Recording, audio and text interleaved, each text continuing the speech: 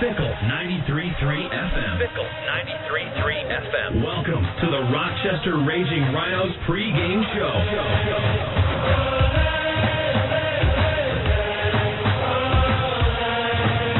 Good afternoon, soccer fans. We changed the pace a little bit. It's not an evening soccer. It's late afternoon soccer for the Rochester Raging Rhinos today. They are at James Griffin Stadium in Minnesota. It's the Raging Rhinos, second place Raging Rhinos taking on the Minnesota Thunder. Rochester enters the match with a record of 10 wins, 3 losses, and 7 ties, 37 points. Minnesota 5-10-5. They've got 23 points. Kickoff tonight is at 6:05. Don Stevens will have the action from James Griffin Stadium as the Rhinos take on the Minnesota Thunder. The Rhinos coming off a big win on Friday. Matthew Delicott's team-leading 8th goal of the season gave Rochester the victory as the Rhinos defeated the first-place Montreal Impact at Paytech Park. And prior to the game, the Rhinos organization retired the all-time great Doug Miller's number 19 jersey and presented the all-time leading scorer with a plaque to commemorate his achievements and a golden ticket symbolizing 4 season tickets for life. A great crowd of 11,069 fans celebrating Doug Miller night on Friday. But we move forward now to tonight's match, the Rhinos and the Minnesota Thunder. And the Rhinos have come off a huge game, defeating probably one of the toughest teams in the USL First Division in the Montreal Impact. We'll see if that hot streak can continue tonight for the Rhinos. Some news and notes about players who were not scheduled to make the trip. Soccer Sam will have all the details as far as who was on the trip and who was not there. But before they left, this is the word we had out of Rochester. Defender Kenny Burt's hamstring injury. Midfielder Aaron Lyons with a concussion. And midfielder Ray Martinez also not expected to travel because of a groin strain. Chad Severs has taken Ray Martinez's spot. And Johnny Manyanger, the former All-Star for the Minnesota Thunder, plays against his old club tonight. So Soccer Sam will have some more updates on who's made the trip and who hasn't tonight when we talk to him in the next segment. Tonight's opponent, the Minnesota Thunder. Again, 5 wins, 10 losses, and 5 points. They've got 23 points. They're currently in 11th place in the USL First Division, just 1 spot above the bottom of the barrel, Toronto Lynx. They're coming off a 3-0 victory over the Toronto Lynx on Wednesday, and that was a guaranteed win by the organization. If the Thunder had lost, all fans would have received a free ticket to tonight's game against the Rhinos at James Griffin Stadium, or a free ticket to the game next Sunday, August the 20th, with the Thunder coming off a 3-1 win over the Toronto Lynx. And, you look at them as the 11th place team in the USL First Division. Don't forget, this team and this league, the parity has never been like this before, so I don't expect a cakewalk for the Rhinos in Minnesota. The parity, the quality of the play has really improved in the USL First Division. Some players to watch out for the Minnesota Thunder. Melvin Tarley, he's played 19 games. He's got 5 goals and 4 assists, good for 14 points in USL play. And Ricardo Kiki Lara, number 19, he is the playmaker for the team with 4 assists. He's got 1 goal as well in 13 games played. And in the nets for the Minnesota Thunder, Joe Warren has played 16 games. He's got a 1.50 goals against average, 24 goals against in 16 games.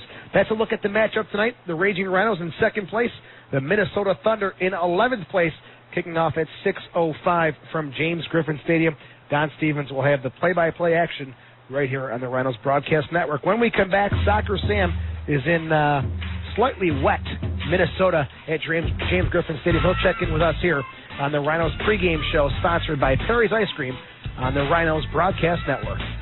Did you know that with California Closets, they can either come to your home or you can come to theirs? The new California Closet showroom is now open in Pittsburgh Square, 3240 Monroe. They can create custom storage solutions for every area of the home, from bedrooms to the garage. Visit the new California Closet showroom today at 3240 Monroe. Call them at 800-2-SIMPLIFY or visit them online at calclosets.com. Discover the possibilities and a whole new way to simplify home and life.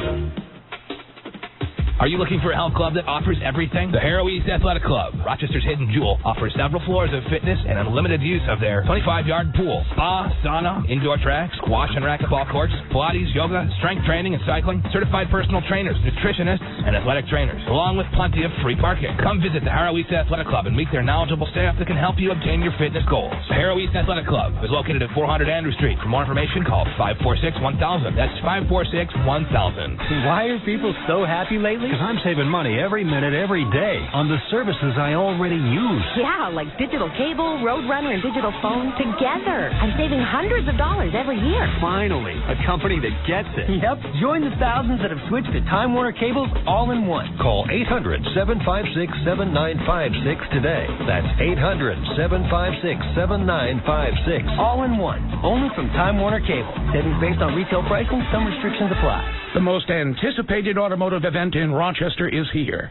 Announcing the grand opening of the all-new Patrick Jeep. Now, get grand opening savings on top of model year-end closeout pricing. There's nothing else like it in the entire country. Patrick stocks more Jeeps than all the other dealers combined. 120 new Jeeps, Mercedes-engineered Grand Cherokees, new Commanders, Liberties, Wranglers, and the all-new crossover Compass. Discount and incentives are everywhere. Simple, fast, and convenient. It's the easy way to buy a car. What other dealer offers you free Wi-Fi with your panini sandwich? Patrick even proudly brews Starbucks coffee. Check out the all-new Detail Center, our state-of-the-art collision and incredible service centers. Patrick's taking customer care and comfort to a whole new level. The all-new Patrick Jeep is right off 390 at exit 12, corner West Henrietta and Lehigh Station Road. Patrick's grand opening closeout sale. It only happens one time. That time is right now. And now, back to the Rhinos on Fickle 93.3 FM. Welcome back to the Raging Rhinos pregame show sponsored by Perry's Ice Cream. This afternoon, it's the Raging Rhinos taking on the Minnesota Thunder from James Griffin Stadium. Joe Giuliano getting the team and the fans prepped for the game today. And Soccer Sam, who is in Minnesota right now, where I understand the sprinkles are starting to come down at James Griffin Stadium. Sammy, welcome to the pregame show. First of all, the weather conditions, from what I saw in the weather report, they're calling for heavy rains. Is that come yet or no? We did have some heavy rain, Joe, some thunderstorms. The field's really wet right now. The stands are soaking wet. It's cloudy, very dark. But, hey, you never know, man. I talked to Johnny Minyonger about it. He says it gets like this sometimes in the summer. But speaking of Johnny Minyonger, Joe, there's more Johnny Minyonger fans here tonight than I think Minnesota Thunder fans. It's kind of sad that a franchise player like that is no longer with him. But he's got a huge fan base here. Yesterday's paper, quarter-page ad in the sports department, and the sports page said Minyonger returns with a big shot of Johnny Minyonger. So he's obviously a huge star in the city. But, Joe, you mentioned parity in the league. Did you not? I did. Parity in the league on the field. Joe, off the field, very, very disappointing. This is a very run-down high school stadium, if that. The field itself isn't bad. The turf isn't bad. What they did, though, is the yellow lines that are sewed into the turf, the field was too small, so they put like green duct tape over the existing yellow lines, and they bumped the field out with yellow duct tape about 3 yards on each side to make the field about 6 yards wider, because it was almost the size of a football field. But these lines that I'm stepping on right now are extremely slippery when wet. I have my tapping shoes on right now. I don't have cleats on, but I think with cleats they might even be worse. That's kind of disappointing. But, Joe, the story here is Minnesota. Something that you and I never talked about. This city was one of the top cities in the NASL. You and I have talked about when the Lancers were around, the Lancer fan base became the Rhinos fan base, and that's part of our success. But this team here, Joe, in 1976, the Denver Dynamos moved here and became the Minnesota Kicks. Mm-hmm. The Kicks, for 6 years, averaged 30,000 fans a game. Wow. Where are those fans?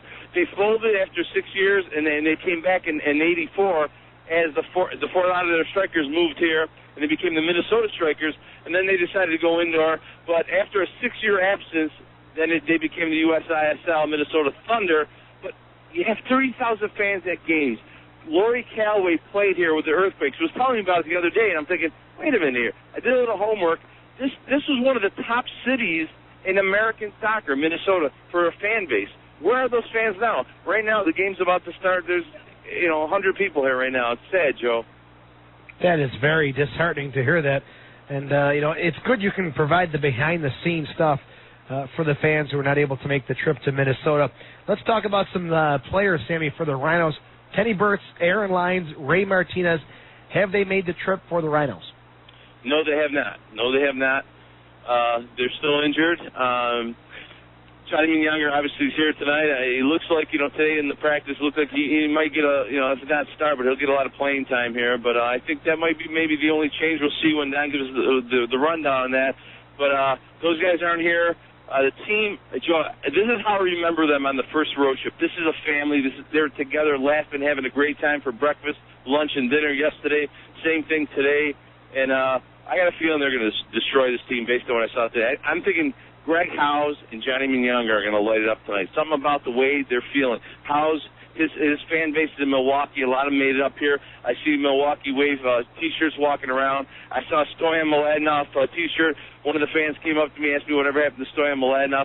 So the fans that are here understand soccer. They know soccer. Unfortunately, There's not enough fans here to make this happen. That's too bad, Sammy. Try to stay dry. Get us a good report for the post-game show, and thanks for checking in with us tonight. All right, Joe. Have a good night. All right, Soccer Sam joining us here from James Griffin Stadium in Minnesota. The Rhinos 6:05 kickoff against the Minnesota Thunder. When we come back on the Rhinos pregame show, we will check out the USL scoreboard from the weekend and also look at the table in the USL First Division. This is the Rhinos pregame show sponsored by Perry's Ice Cream on the Rhinos Broadcast Network. Phoenix Graphics is a general commercial printer in downtown Rochester. They provide a full range of high-quality graphic design and marketing-related services from concept to final printed product. Phoenix Graphics knows what it takes to satisfy their customers. They utilize the latest technologies available, and they employ the most talented labor force in the printing industry. Phoenix Graphics provides superior customer service, and they continually deliver a quality product on time and within budget. Call Phoenix Graphics for all your printing needs. 232-4040. Yeah, I admit it. I buy a lot of stuff online, but I'm good. I just found a fitness center with pool and tennis courts. Not impressed? At the same site, I found a microwave dishwasher and 72 channels of cable, all free. It's no sweepstakes site. It's Ferris.com. Yeah, Ferris, the guys with apartments all over town. I was just looking for a place nice enough to bring a date home to, but they've got even more. Did I mention 72 channels of free cable? Check out Ferris.com for yourself. Some restrictions apply. Ferris properties offer equal housing opportunities. Hot dogs. No one makes them better than Zweigel's. Hot dogs. Hometown favorites from Zweigel's. The flavor is right. In every bite. Cover them with lots of everything nice. Everything you like. Come on, taste one. No one makes a hot dog like Zweigel's. Cause how we make them makes them great. Westmont Apartments, proud sponsor of the Rochester Raging Rhinos, now has spacious studio, 1- and 2-bedroom apartments available. Located in Gates, they're just 15 minutes from Brockport and convenient to Walmart, Grease Ridge, and Marketplace malls. Rents start at $425 to $695 and include commodities and 24-hour maintenance. Call 426-8135 for an appointment today. Call Westmont Apartments now at 426-8135. 426-8135.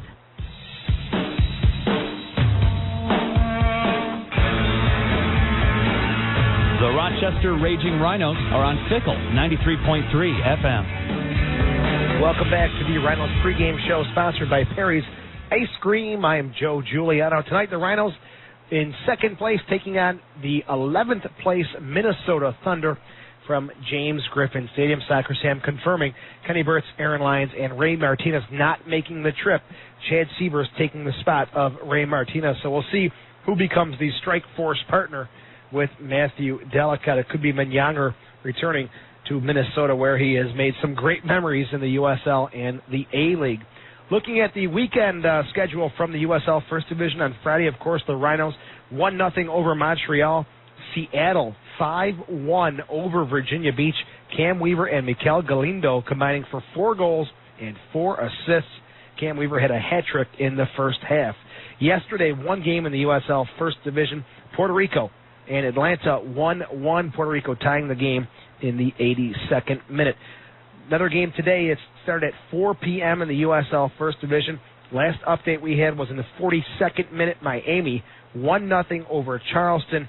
Diego Walsh with the goal on a free kick with the assist to Zinho. Also tonight, 10 p.m. kickoff. Virginia Beach is at Vancouver. Now that Charleston and Miami game of major importance to the Rhinos, because if Charleston wins, they would have 38 points.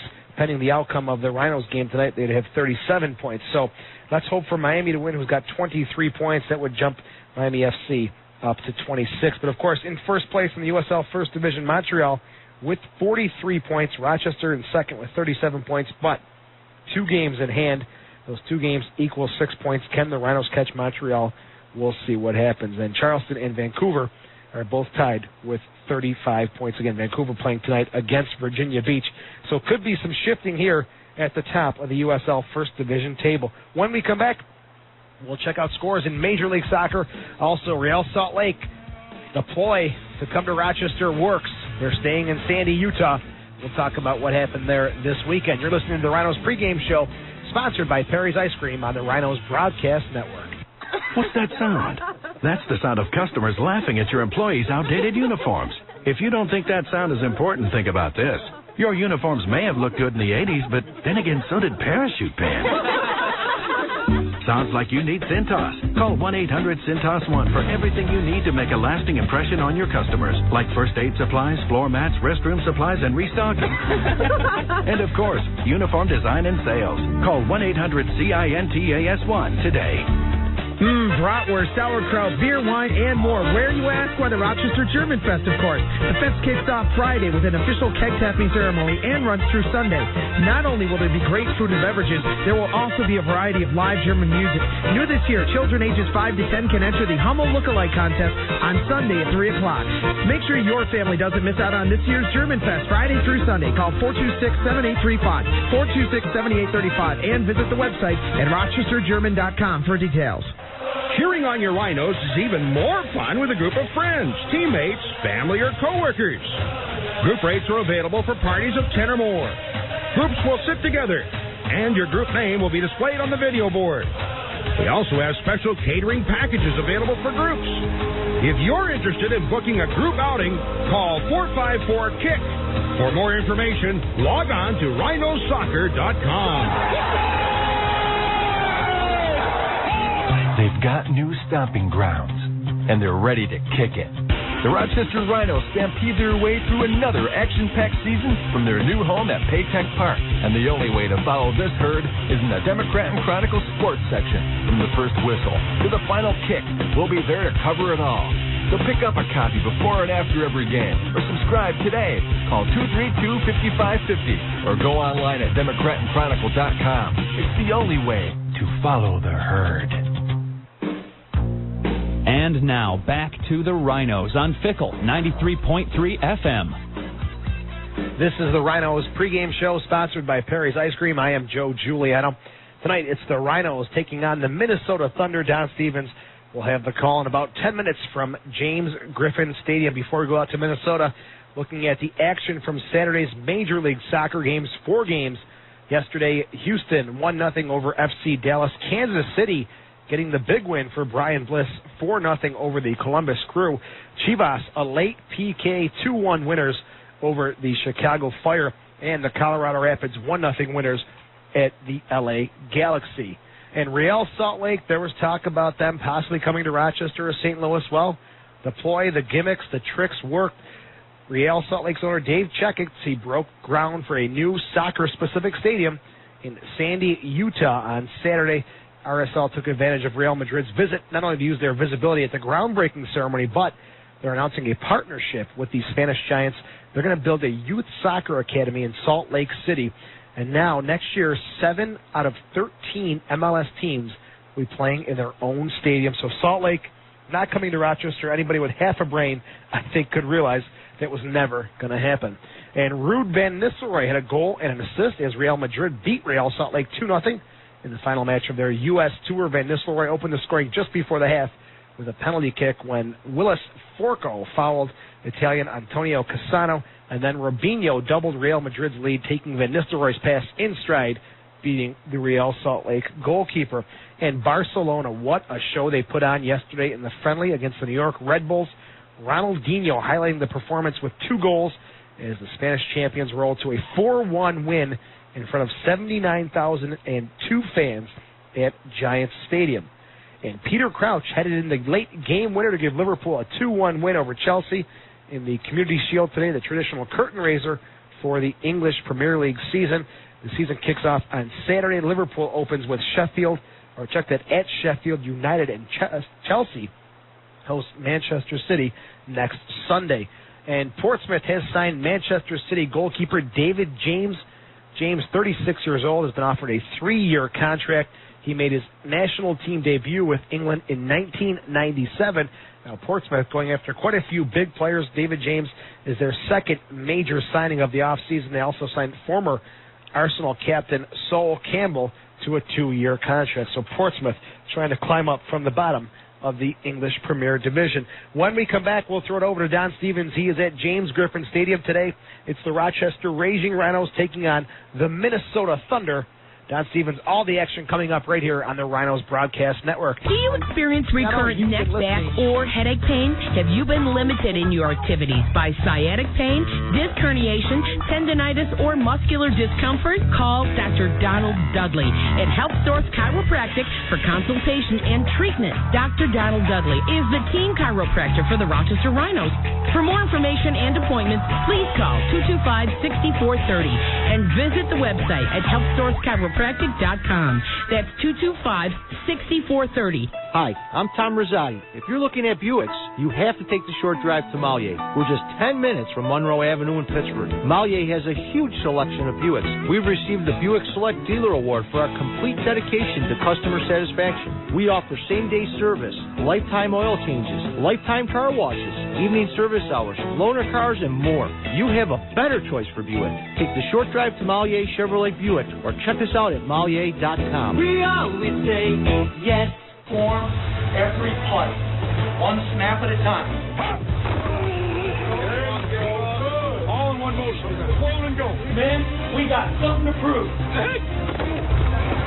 That's it, Marvin. Good job, Marvin. You better believe.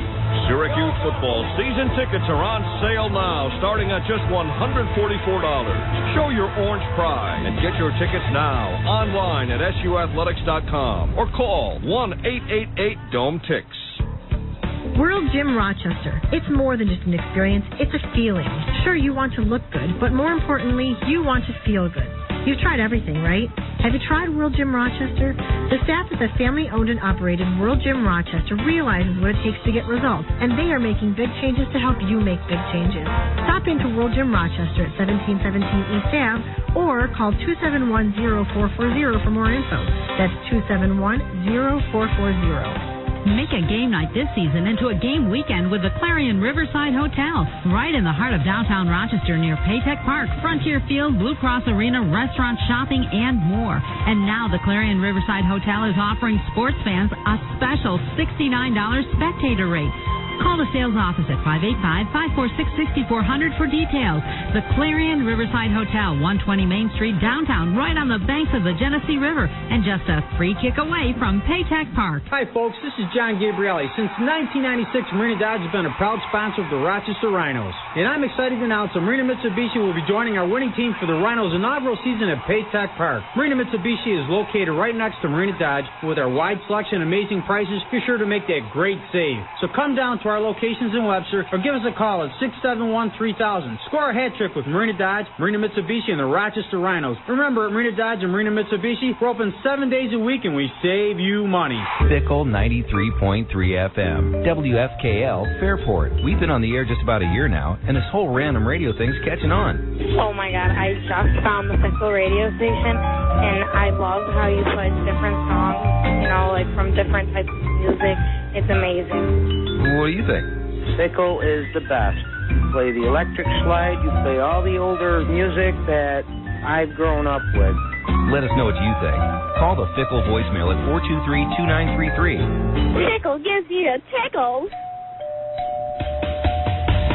That's the sound of 9,500 people eagerly looking for new real estate listings every day at knocknagel.com. Over 500 agents representing thousands of buyers and sellers just like you every day. Nagel delivers maximum buyer exposure.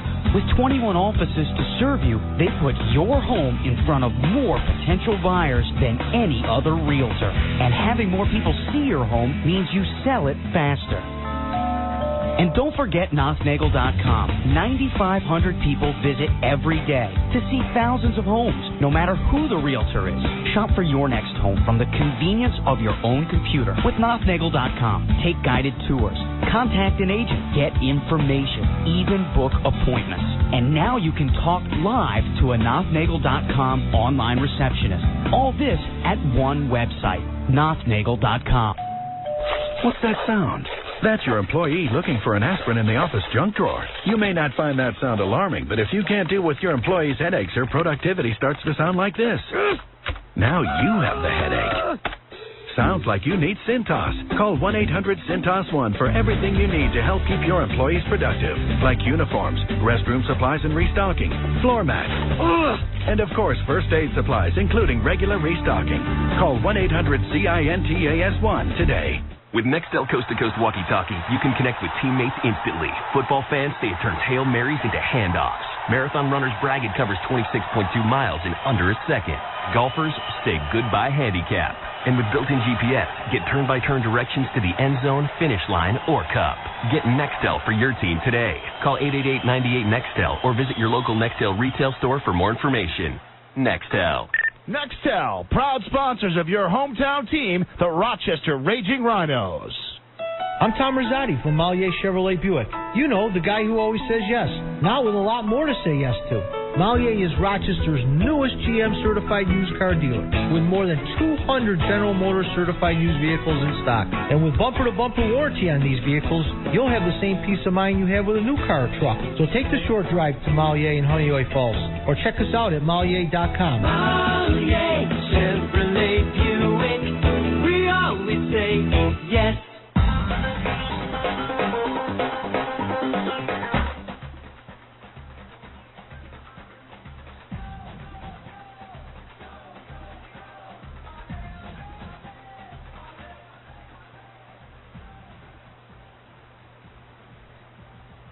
I'm Tom Rosati from Mallier Chevrolet Buick. You know, the guy who always says yes, now with a lot more to say yes to. Mallier is Rochester's newest GM certified used car dealer with more than 200 General Motors certified used vehicles in stock. And with bumper-to-bumper warranty on these vehicles, you'll have the same peace of mind you have with a new car or truck. So take the short drive to Mallier in Honeoye Falls or check us out at Mallier.com. Mallier Chevrolet Buick, we always say yes. Rhinos broadcast.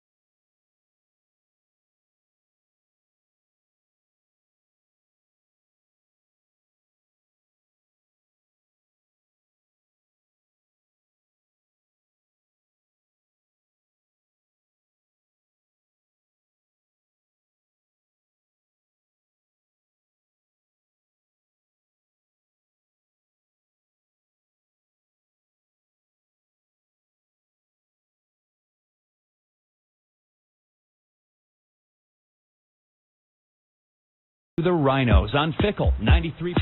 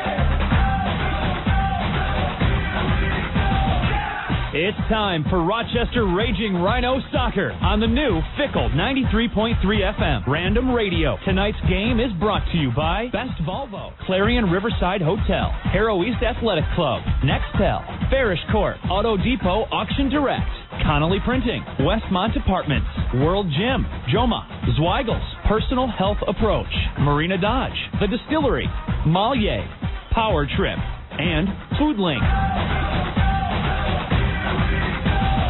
Now, here's the Rochester Raging Rhinos broadcast team.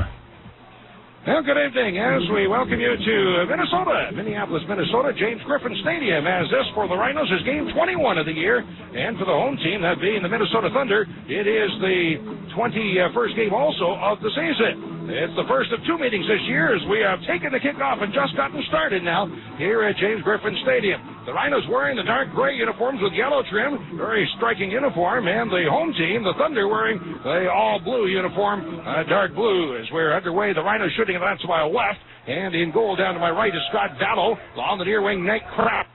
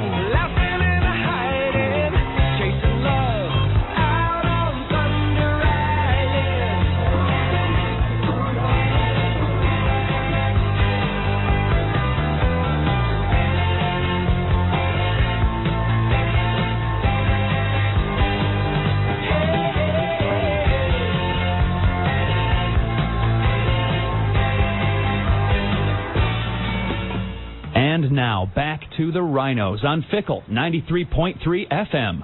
A shot from Tenoff just outside the 8, and that's cleared wide. And wide of the net, down over the end line. That gives the Minnesota Thunder 3 shots as they've come out early and starting to apply a lot of pressure on the Rhinos. Tip wide of the net by Vallo, who's had to play very strong here in the first few minutes. We're in the 4th minute. There's no score so far, but the Thunder could have had a couple of goals so far. Apologize for the disconnections here. Not sure exactly what's going on other than the phone line problems, evidently. And we might have that happen throughout our broadcast if that's the case, as the ball is flighted away and downfield. Headed up in the air underneath it. Dombrowski dodges it in the air once again and moving in now, not at 4 by Delicott, but there is Dustin to make that Brett Brannon, the brother of Dustin Brannon, to head it forward. Underneath it now, Dustin Brannon nods it toward the midfield circle. It's volleyed through, slotted through, ball after, but won't get to it. Dombrowski turning back, and with the left foot will drive it up in the stands on the far wing.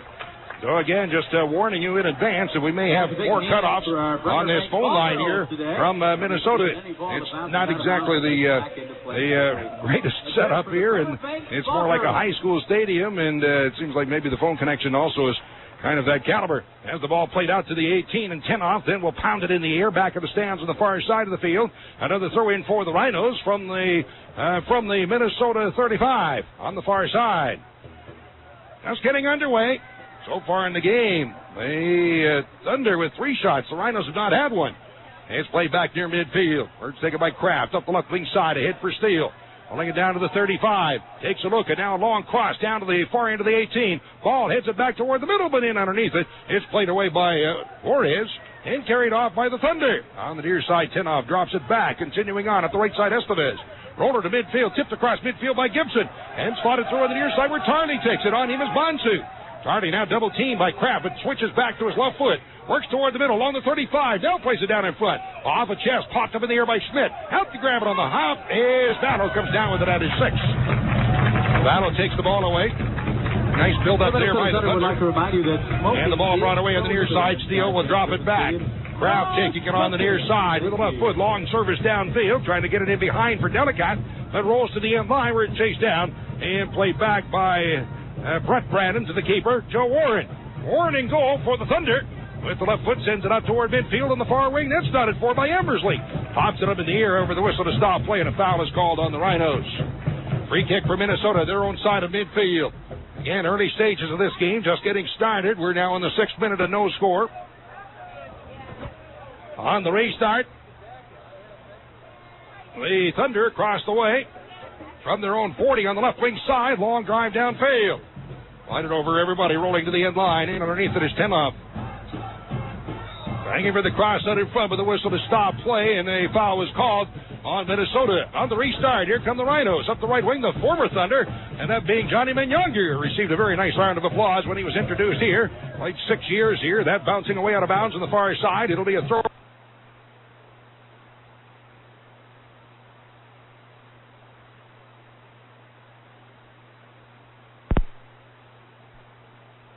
Embersley spins it up the right side, but it's knocked back again, and checking back on the ball is Schmidt for the Thunder, and it's volleyed high in the air and downfield. That goes Bonsu. All he can do is nod it away and out of bounds as he avoids the breakaway opportunity for Tarley. Melvin Tarley, been around for a while now. And on the throw-in on the far side. Pass along the 18, booted in the air by Bonsu out of the far wing. Kind of hard to pick up some of the lines. It's lined for football, high school football, the stadium here. So they got to grab the yellow lines, which of course are very close to the white lines. Trying to pick those out to pick up where the lines are. And up the left wing side, turning back for it, Brett Brannon. Plays it back to the keeper, Warren. First time's it away on the near side, but that's up into the stands. Throwing for the Rhinos on the near side of the field. And around the 30 of Minnesota. And Kraft moving up for the throw-in. Takes a look through. Still has it. On the left wing side. Goes short to Embersley. Turns it up the left side. A pass ahead for Delicott as he's double-teamed. The ball knocked away. Embersley taken down. And play goes on. Pass ahead up the wing. Moving in, Kraft. Now Embersley trying to knock it loose from Schmidt. And Embersley's called on the foul. So free kick for the Thunder from their own 35. Right off on the near side. Ahead with it. Dustin Brannon through midfield, but stepping in to tip it away is Sanfilippo for ball. Chips it up the right side. Drawn forward by Steele. He'll turn it back in the middle from Younger to the outside. On the right wing, John Ball has it. Drops it back in around the 40 for Sanfilippo. And the long switch to the left wing side, the near side of the field for Nate Kraft. As he's chased there by Gibson, able to get a pass away. Embersley, roller, slots it through, but no help there as it's out over the end line. And it'll be a goal kick. Goal kick for the Thunder. First meeting of the year between the two teams. They will play twice. They'll play in Rochester one time. And the other game will be at Paytech Park on September the 9th. Goal kick for the Thunder. Or Warren, left-footed kicker. Seen him for a while. Warren now 31 years of age from Minneapolis. Still a big boy at 6'5", 220. Sends it away downfield. That's not at forward, but Palguda gets to it first as he clears it away from Gibson. Kraft to the outside of the near wing. Palguda up the left wing, slots it through. Ahead Embersley, stops at touchline. As he, couldn't keep it in, rolls out. So a turnover. Of a white throw in for the Thunder along the near side. High throw in through midfield. Big bouncer Charlie after trying to draw it forward. Bunch who knocks it loose. He'll turn back for it and get to it with the right foot. Pops it high in the air over the far wing. Big bounce up into the stands. Right forward now by the Thunder. Pass by Dombrowski up the left wing side. Far into the 18. Schmidt laying it out in foot. That's popped up in the air. In underneath it at his 6 is Vallow. As he takes the high pop fly, grabs and holds on. No score from Minnesota. Now the 10th minute. A lot of rain here earlier today. Very heavy from about 11 a.m. to 2 p.m. this afternoon. And then it let up. Right now I don't think it's raining. We see some spot rain now and then. But it was fairly heavy for about 2 to 3 hours, and now it's been light since then, off and on. Cross midfield. Pulled out on the near side with a 10-off. Chips it down inside the 18. Sanfilippo hits it to the keeper, and Vallow has to turn back to pick up the rolling ball at his 4. Almost got by him. So Vallow recovers the ball. Rhinos keeper has the ball. Over the years, Rhinos have had fairly decent luck the last couple of years against Minnesota. Of course, you remember the years that these two teams continually made it and played against each other in the league championship game. Rochester winning in Rochester and Minnesota winning here. Long up the left wing side of the restart, but Kraft won't get to it. It rolls out of bounds. Rhinos unbeaten in the last 7 season games against Minnesota. 6 wins and a tie in the last 7. That's regular season games. Hooted away by Bunce, who gets it right back again and now hammers it away downfield. Well, the rolling ball will spin out of bounds on the near side, and the Thunder will have a throw-in from down around their own 20 on the near side of the field. Minnesota is struggling this year, but have played fairly well of late coming into this one, as they are 11th in USL, 3 behind Miami for 10th, 9 points out of a playoff spot. They have a tough schedule, yep, as the ball up the near side on the throw-in off of Palguda, and now quick throw-in, and Bonsu after it. We'll send it back toward midfield, and underneath it, and Younger in the center circle. As he's chased from behind, turns and drops it back again through midfield, but that's headed up in the air, coming down to the center circle. Schmidt will play it back. Chipped out on the near side. 10-off plays it out on the right wing, and the near side for Estevez. Pass in the middle. A quick chip across midfield. That's blocked away from Juarez and recovered by the Rhinos. Younger spinning. Center circle, but that off the tip of the toe of John Ball, and it's loose and taken by the Thunder and sent downfield. Way in behind is Charlie, and offside against the Thunder. Minnesota. No score, 12th minute from James Griffin Stadium here in Minneapolis. Or actually St. Paul, if you will. Across the river in St. Paul, the Twin Cities, that's better. Vallow will get the ball to get ready to take the kick. Now they're trying to find the ball. Sponsors of these broadcasts include the World Gym, the official strength training facility of the Rochester Sports Group at 1717 East Avenue. By Power Trip, taste the power. By Marina Dodge at 943 Ridge Road in Webster. And also by the Democratic Chronicle. Catch all of tonight's Rhinos game highlights in tomorrow's DNC. Ball brought out by Vallow to almost out the 30 for the restart after the offside call. Places the ball to take the kick, and now serves it up all the way downfield to around the 20. Hit it back toward midfield. Howes in underneath it, bumping with Tarley in the loose ball. Popped up in the air on the near side. Out of bounds off the foot of Schmidt. So, it's off of the Rhinos. Oh, actually, a foul was called on Rochester, so it is a free kick for Minnesota. Schmidt off on the left wing side. Turning toward the middle, trying to get away. Alvino slots it through, but no help there, and the ball rolls down far corner of the 18, where it's picked up by Vallow. He wins the race with 10 off to the ball. Kids raffle tonight. The table located in the southwest corner of the stadium. Make that Gibson. $1 you can purchase a raffle ticket at a chance of winning several great prizes. Vallow rolls it outside the 18, 14th minute from Minnesota, no score. Minnesota Science Museum. Dribbles it ahead, no pressure, so he just continues to roll it forward. Now he sends a low-line drive kick through midfield. Headed away.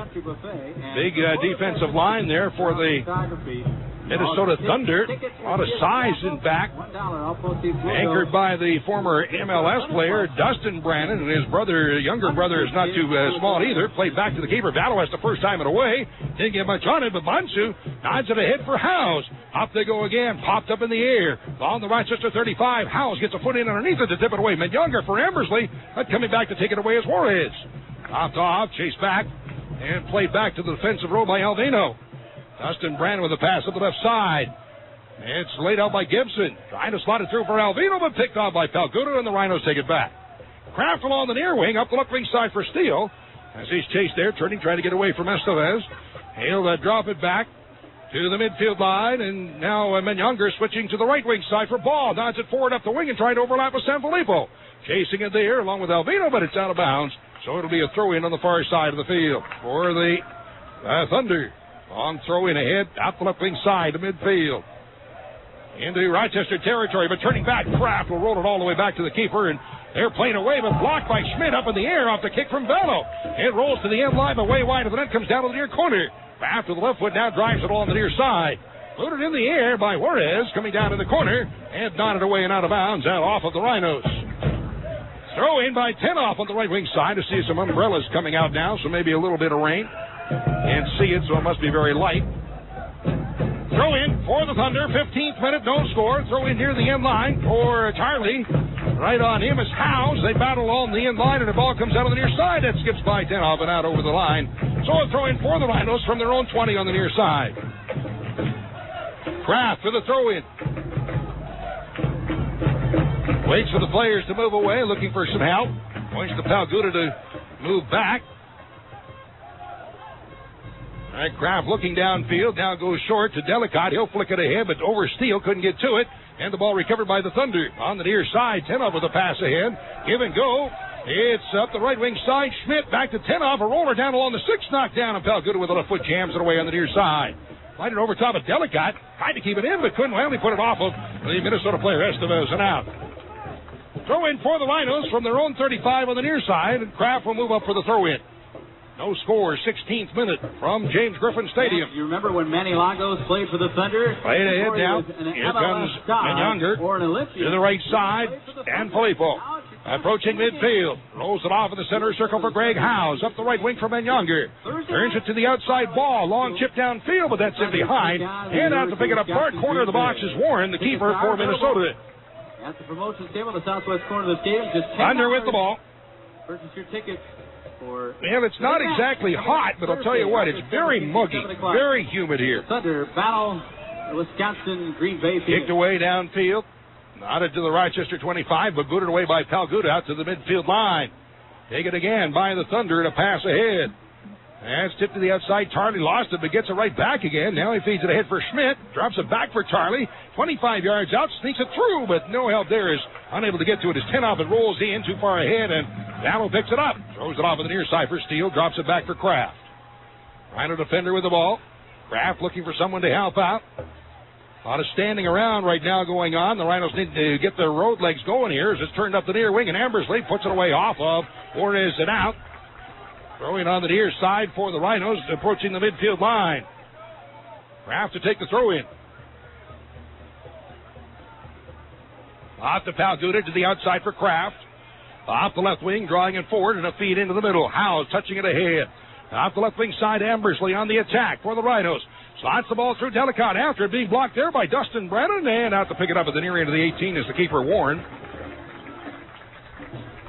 Now the 18th minute from Minnesota, and scoreless between the Rhinos and the Minnesota Thunder.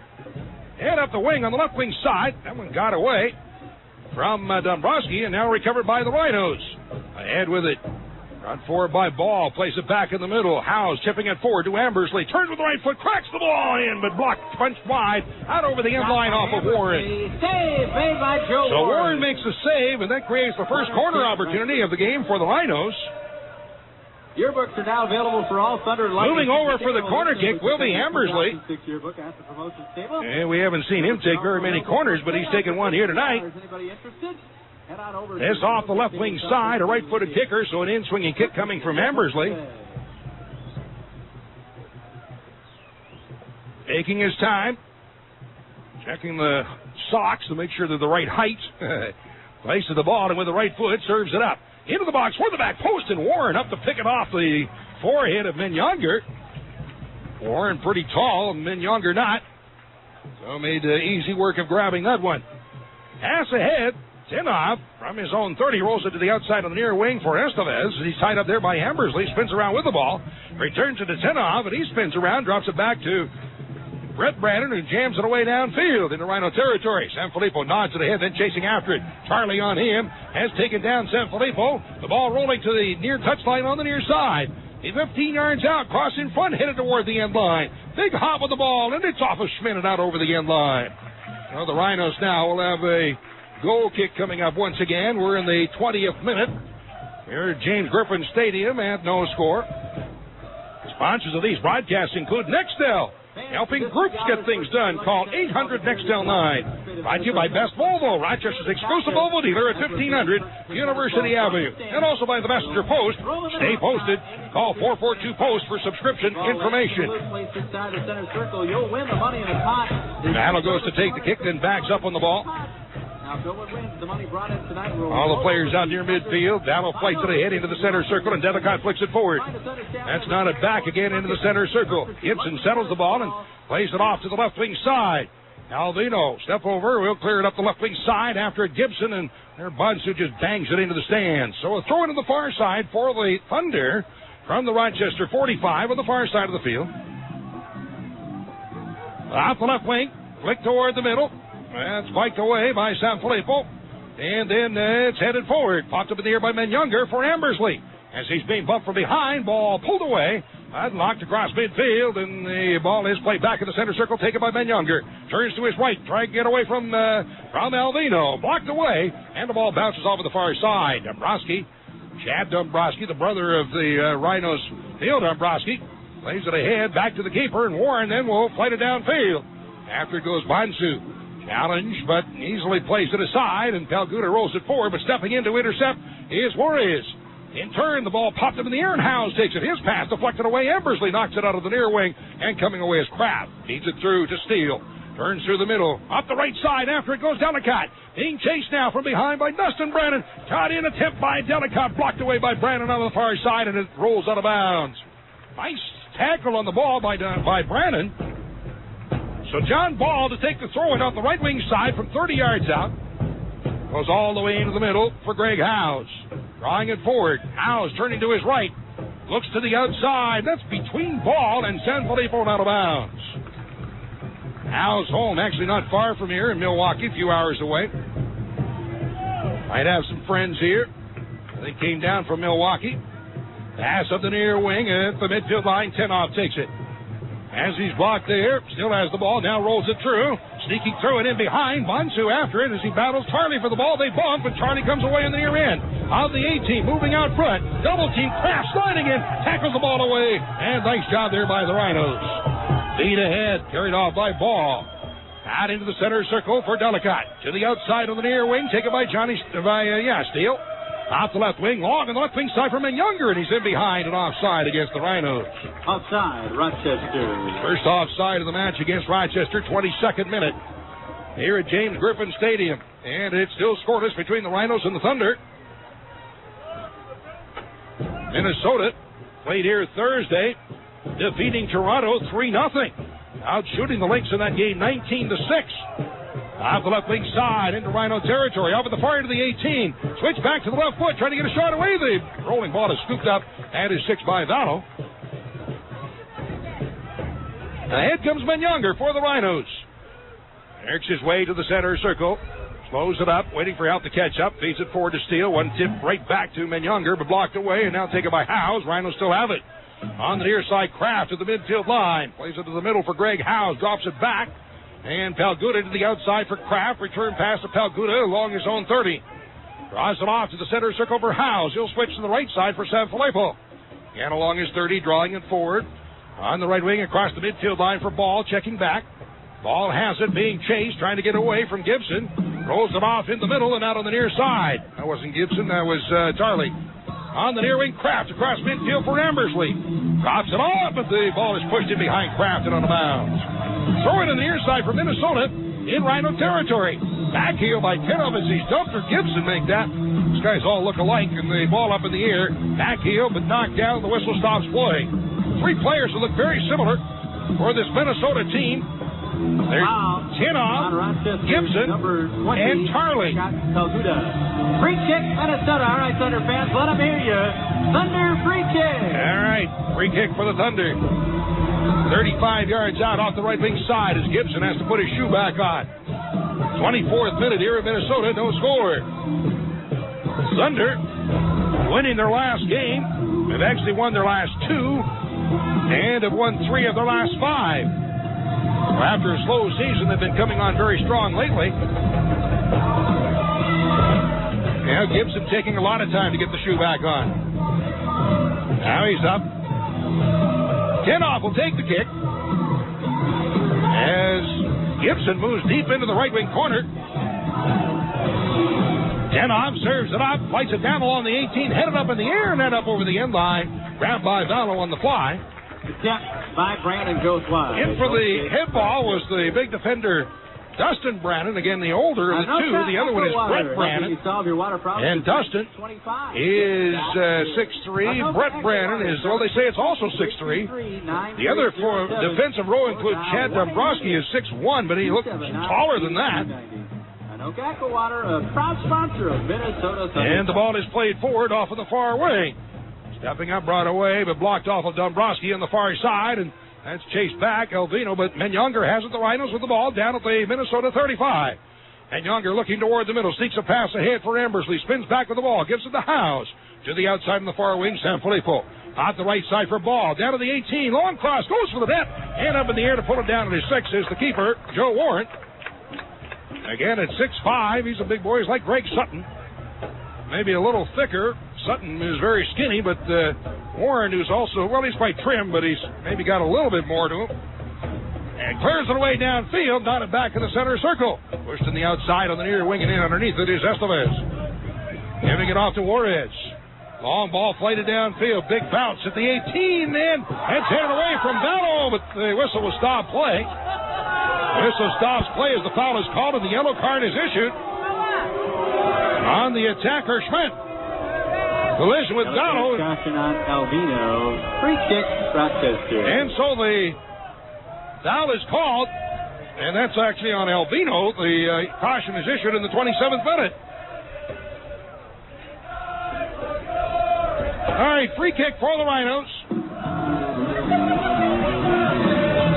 Gallo gets the ball, finally. Scott Gallo having gone the distance thus far on the season. Coming into tonight, tied for the league lead in wins with 10. Has a 10-3-7 record on the season, a 0.80 goals against average. Warren at the other end has played all but 4. And has a 4-7-5 record, a 1.50 goals against average. The beat ahead.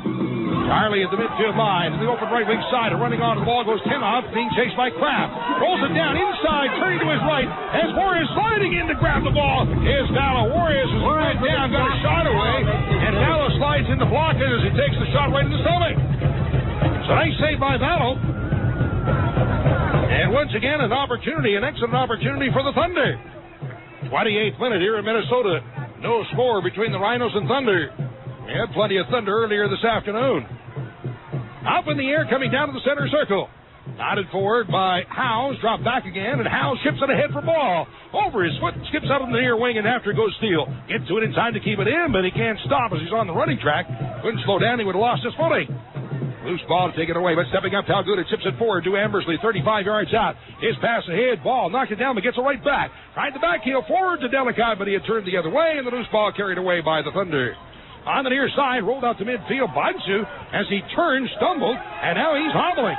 Bansu looked like maybe he twisted his right ankle.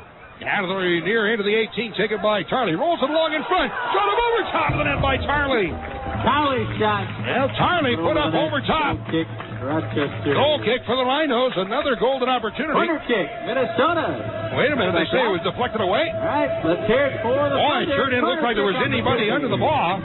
But evidently the Rhinos did touch it. It is a corner kick for the Thunder off the right wing side. Corner kick to be taken by Tenoff. With the right foot. Drives it in for the back post. Headed away and up in the air out on the near side. In underneath it, Gibson on the right wing. Taken by Tenoff.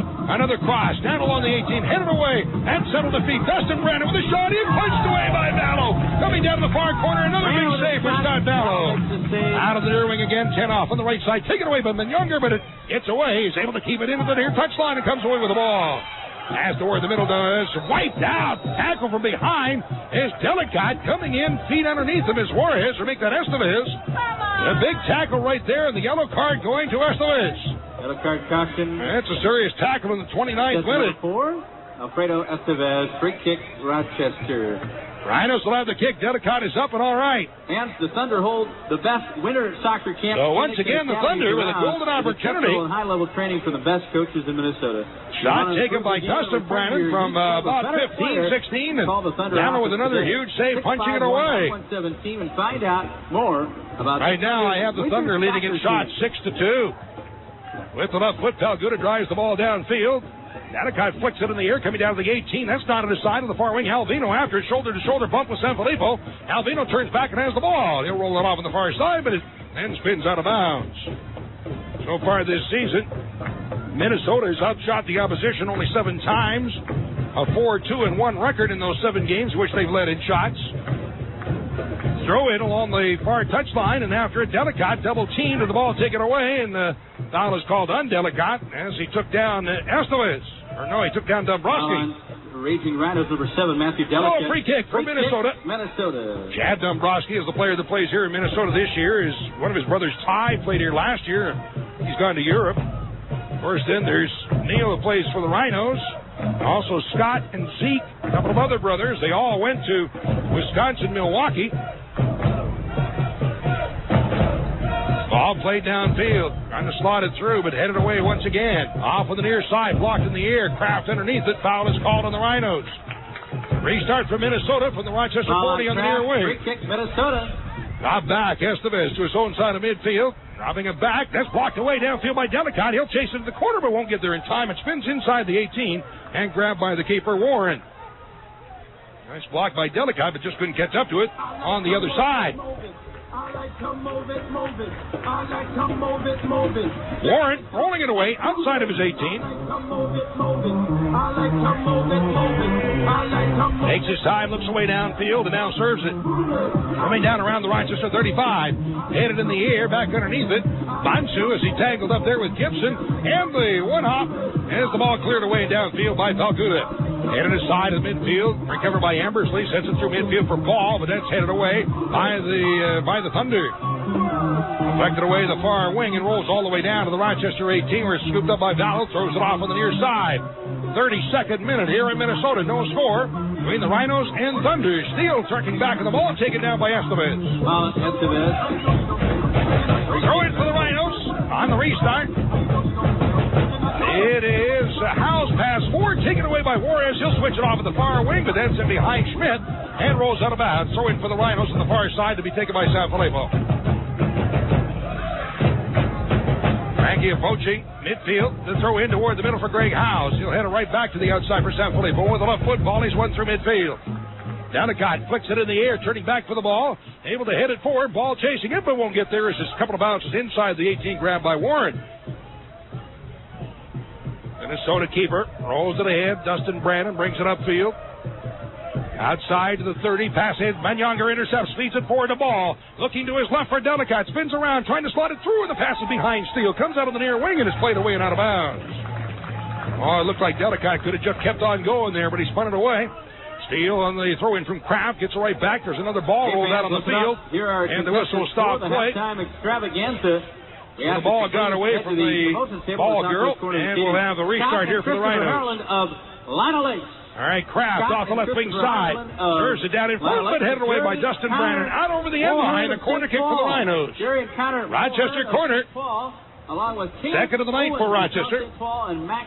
This off the left wing side, and Ambersley moving over to take the corner once again. No score in the 34th minute here in Minneapolis. Or no, again, I say it's not Minneapolis. Actually, it's St. Paul in the Twin Cities. From the left wing side, Ambersley serves it up for the back post, but it's headed away and on top. Moving in House, takes a crack at the ball, it's off the post, and hits the post and goes wide. Out over the end line, a goal kick. He got a downward spin on the ball. It took a hop and spun through, but hit the post. Great shot opportunity right there, but it's for naught. And we have the goal kick for Joe Warren. Sponsors of these broadcasts include Connolly Printing, the official printer for the Rhinos, at 426-4150. Buy Time Warner. Get all-in-one. Digital cable, digital phone, and Roadrunner. One package. Save hundreds.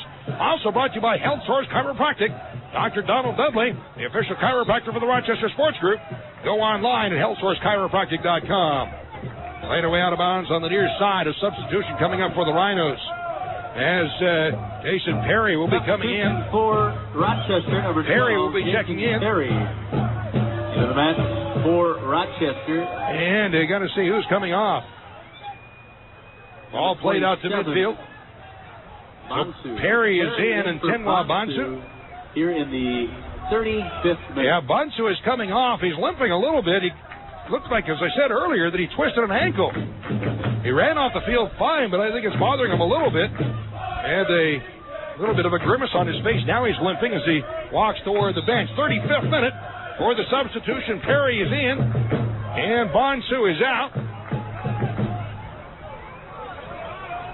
All right, so that's the first sub of the night here for Rochester. Off on the near side, up the left wing, it's Perry to play it away out toward midfield. Delicott bump it up in the air, comes away with the ball. At midfield, then it's blocked away by Juarez. Drops it back down to his 35 for Brannon.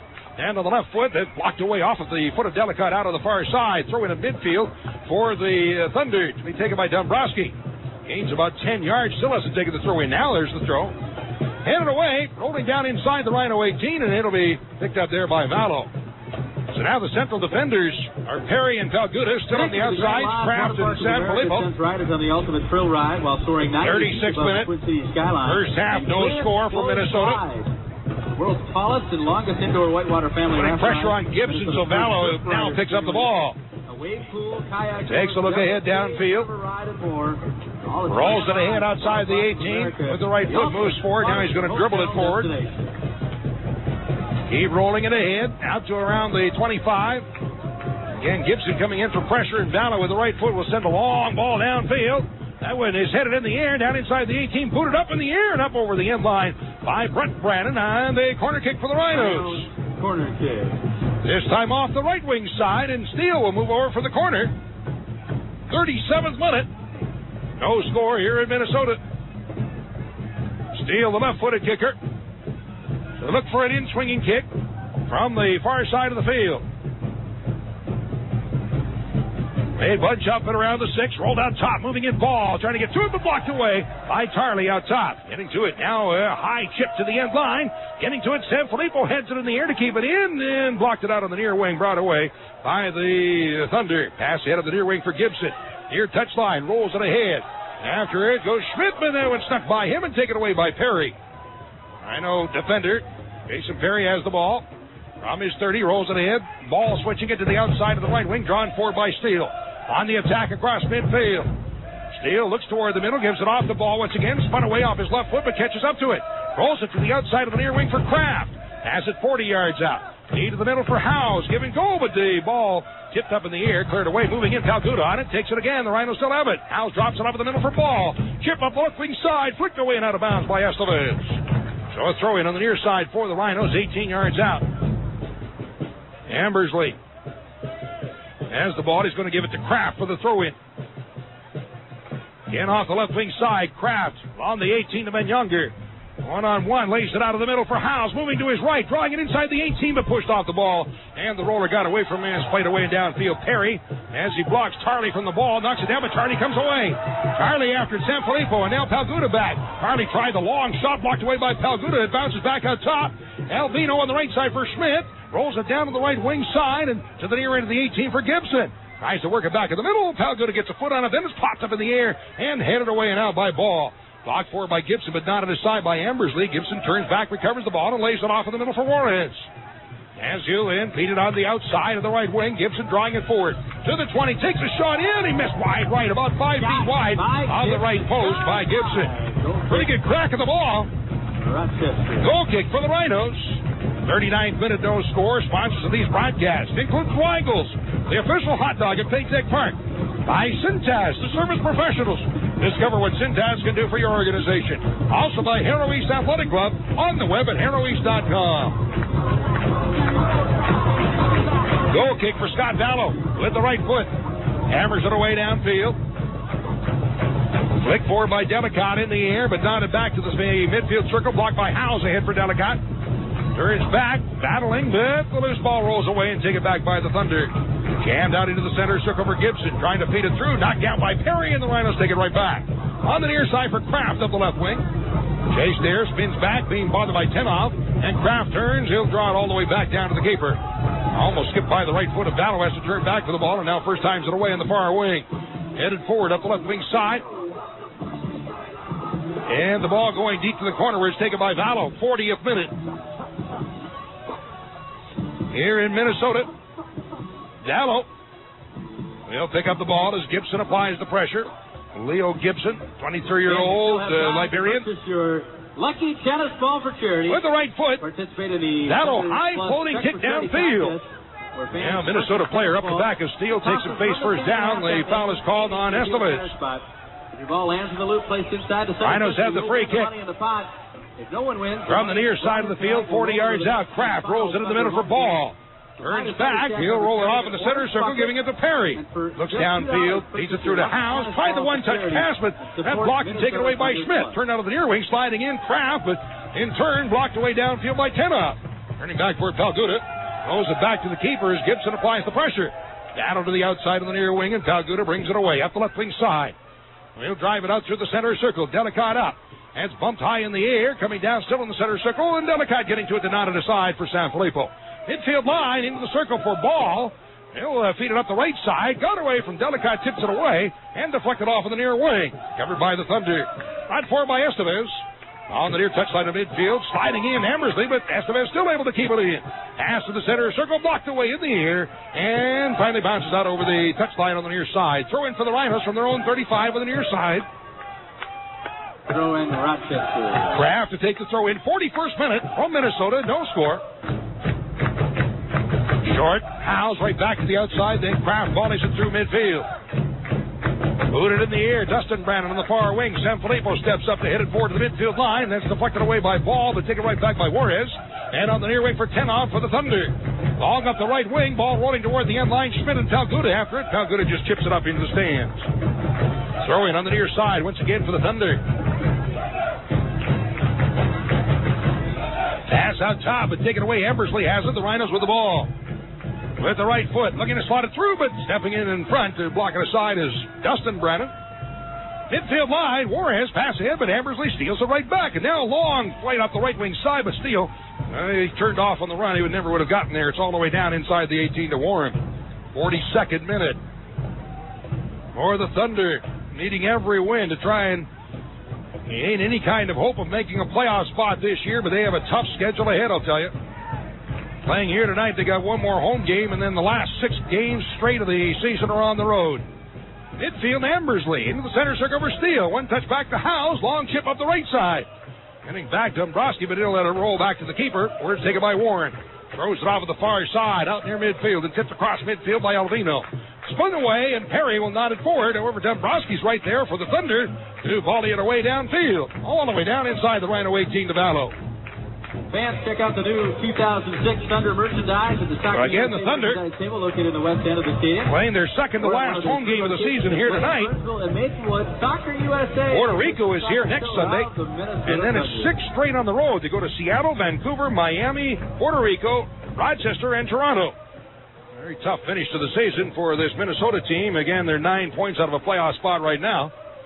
Off the left wing and across midfield, rolls out of bounds on the far side, throw in for the Rhinos. Right back to Perry. Turns to his right to get away. Is grabbed onto by Gibson, and the ball now is played back to the keeper. Gallo first times it away on the near side. In underneath it is Kraft. Tinoff chasing him. Kraft with the left foot shanked off the outside of his foot into the stands. Throw in on the near side for the Thunder. From the Rochester 30 on the near side. Tinoff will take the throw in. 44th minute, no score. From James Griffin Stadium. With the throw in near the end line underneath the Gibson. A roller along the 6, but Palguda is there to hammer it again into the stands. It'll be another throw in for the Thunder on the near side. The throw in bounced away and booted up in the air and downfield. Out of bounds on the near side off the Rhinos. Another throw in for Estevez. Moving in to block it away, Kraft, and then he's taken down. As they look like the foot of Gibson came up and caught Kraft in the right knee. Play goes on, but Kraft is still down. Ball chipped in the air and back for it, Sanfilippo. He'll drop it off there, but Kraft down, and Vallo moving over kicks the ball out of bounds. So a throw in for the Rhinos after they attend to Nate Kraft, the defender.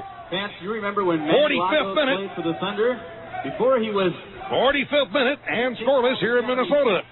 Rochester returning home next Friday against the Toronto Lynx. Friday night next weekend against Toronto. And a big night it is. And come on out. That's 8:05 start, by the way. Don't forget, 8:05 start next Friday against Toronto. The Rhinos giving away greenbacks, $10,000 in giveaways. That's cash next weekend. $10,000 giveaway next Friday night against Toronto. Kraft is up and all right. And the ball is played in and back to the keeper, Vallo. So Kraft is all right. He's limping a little bit on the left foot, but as play goes on, he'll run it off up in the air. Cleared ahead by Delicott on the near side, and that'll roll out of bounds. Throw in for the Thunder from their own 35 on the near side. Throw in across midfield, headed in the air by Kraft. Ambersley up, gets bumped. 2 minutes of stoppage time. 2 minutes of stoppage time has been added to the first half. 2 minutes of stoppage time. As we're in stoppage time now. James Griffin Stadium in Minneapolis. Palguda trying to play it back, but not enough on it. Moving on, Bello has to hustle the jam it up in the air and into the stands. So Palguda was going to play it back to the keeper. He didn't get enough on it, and Charlie was Johnny on the spot, and he would have won the race if Bello hadn't come out. All of the near side to the end line is dotted in the air, rolling to the end line. Perry lets it roll out, and it'll be a goal kick for the Rhinos. Stoppage time. Would have been a very costly error right there.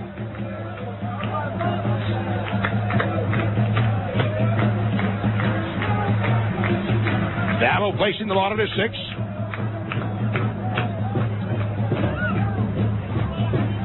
As we're nearing the end of the first half, Vallo sets the ball with the right foot, drives it a low kick through midfield on the near side. Blocked on off of Tinoff and out on the near side, so a throw into the midfield line for the Rhinos. Kraft stepping up for the throw in. On the left wing goes short to Ambersley. Turns it ahead along the near wing, but getting to it, jammed away by Brett Brandon on the near side. As Schmidt and Kraft bump and tangle and tie up, and whistle blows, and the referee coming over to tell Kraft to settle down. By the way, the referee is Edwin Jurisovich. Foul on Rochester, free kick. Assistants William Garner and Soner Dogan. And the fourth official is Jorge O'Gunner-Retrio. Something like that. Headed in the air, across midfield. Headed aside by Perry toward the midfield circle for Ambersley. His feet to the midfield line from Younger. Rolls to the outside for Steele. Off the left wing on the... got away from Steele out of bounds. Throw it on the near side for the Thunder. Stoppage time here in Minnesota. There's the whistle, and we have completed a half. So we've gone through one half of play here in Minnesota, and through one half it is the Rochester Rhinos nothing and the Minnesota Thunder nothing. And this is the Rhinos Podcast Network. Cheering on your Rhinos is even more fun with a group of friends, teammates, family, or coworkers. Group rates are available for parties of 10 or more. Groups will sit together, and your group name will be displayed on the video board. We also have special catering packages available for groups. If you're interested in booking a group outing, call 454-KICK. For more information, log on to rhinosoccer.com. They've got new stomping grounds, and they're ready to kick it. The Rochester Rhinos stampede their way through another action-packed season from their new home at Paytech Park. And the only way to follow this herd is in the Democrat and Chronicle sports section. From the first whistle to the final kick, we'll be there to cover it all. So pick up a copy before and after every game, or subscribe today. Call 232-5550 or go online at democratandchronicle.com. It's the only way to follow the herd.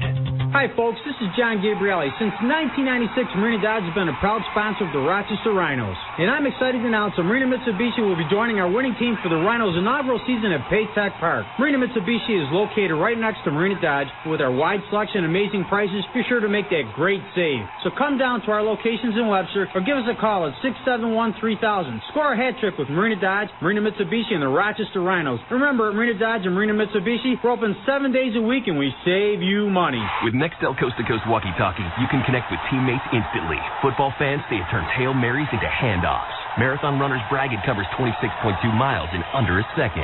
Golfers say goodbye handicap. And with built-in GPS, get turn-by-turn directions to the end zone, finish line, or cup. Get Nextel for your team today. Call 888-98-NEXTEL or visit your local Nextel retail store for more information. Nextel.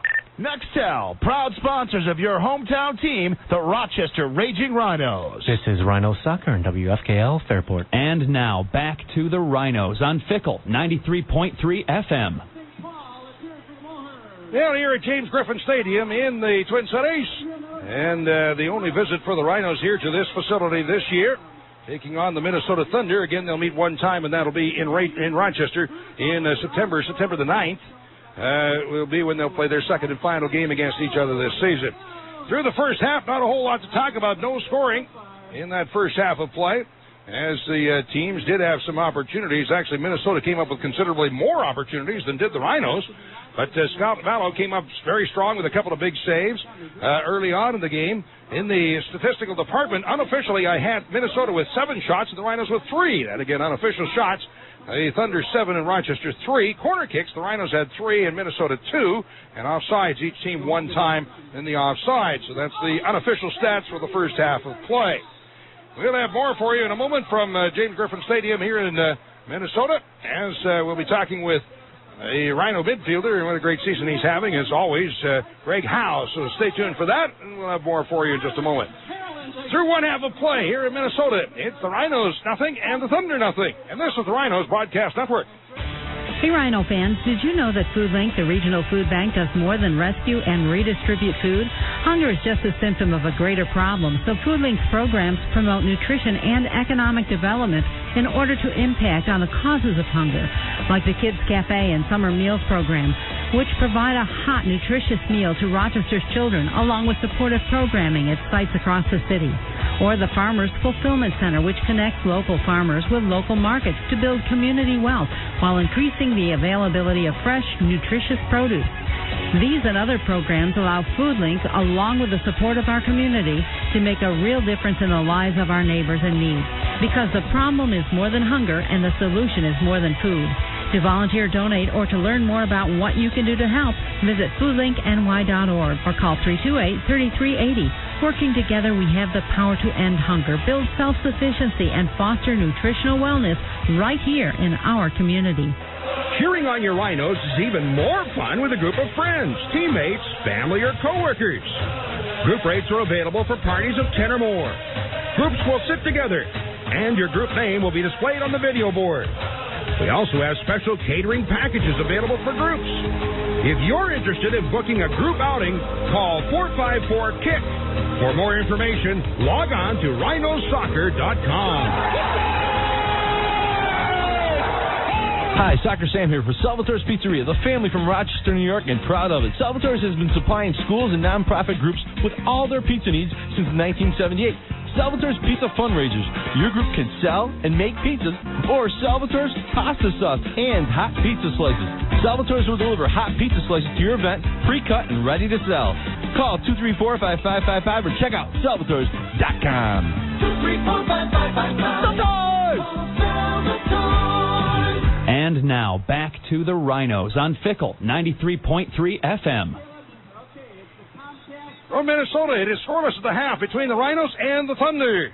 And for the Rhinos and the Thunder, each playing the 21st game of the season. This is one of those games in which the Rhinos have a couple in hand on Montreal, so this will make up one of those games in hand, and Rochester really needing to come out with a victory in this one in order to stay pace with the Montreal Impact. We have, as we told you in the first half statistics, brought to you, of course, by Marina Dodge, no scoring, and the Thunder outshooting Rochester in the first half by a 7-3 margin. Time now for the intermission interview brought to you by Connolly Printing, and I took a little bit of time to talk with Greg Howes of the Rhinos, now here for a couple of years and becoming one of the great leaders of this team. Howes, midfielder, and actually been used all over the place. I asked him how he feels things have gone so far this season. Well, I mean, individually, it's kind of, for me this year, it's kind of been a new position for me taking on that center midfield, so it's, or the defensive midfield role, so it's kind of learning my way, especially early on in the year. Kind of felt a little bit like a rookie myself out there, and, I think now coming down the stretch, I think the team's starting to get a little bit of momentum, and, with the formation and the lineup that we've been going with of late, pretty consistent, maybe a different formation, but the same guys out there. I think that's kind of starting to lead to a little bit of better play on our part, and coming here, this is a big result for us to stay close to Montreal with our games in hand, and it's been a great year so far with only 3 losses, and 2 of them at Montreal. I don't really think that the team could be in a better position right now heading down the stretch. All right, since you're talking about positions and so on, you did see some games at forward, and then, like you say, that central midfield position. Sometimes you're attacking, sometimes you're a defensive role. You're really right now the jack of all trades, aren't you? Yeah, it's been different for me this year, obviously, but as long as we got guys that are up front putting the ball in the net, and I know Coach wasn't too happy in the Atlanta game, and threw me up there and created a couple chances, and fortunately got one at the end there, and then we went to Montreal, and I was played up front, and collectively we didn't really create many chances as a team or individually myself, so found myself back in the midfield again, against Montreal at home, and likewise up here tonight, and it's just something that, anywhere I can play on the field and contribute, it's obviously going to be better to be anywhere on the field than on the bench. So, wherever Laurie, feels most comfortable for me to contribute, on the team we're playing, it's, I'm going to get in there and do my best. What's the most fun for you? Where do you like to play? Oh, that's a no-brainer. It's up front. It's there's nothing better than scoring goals and having goal celebrations and doing that. But I've been doing that for 6 years in this league, and had a lot of fun doing it. But I haven't won many championships or actually many playoff games. So if we got forwards we have quality forwards on the team that given the opportunity are going to hopefully down the stretch start capitalizing a little bit more on our opportunities. But I've been a forward my whole life, so for me to say that take.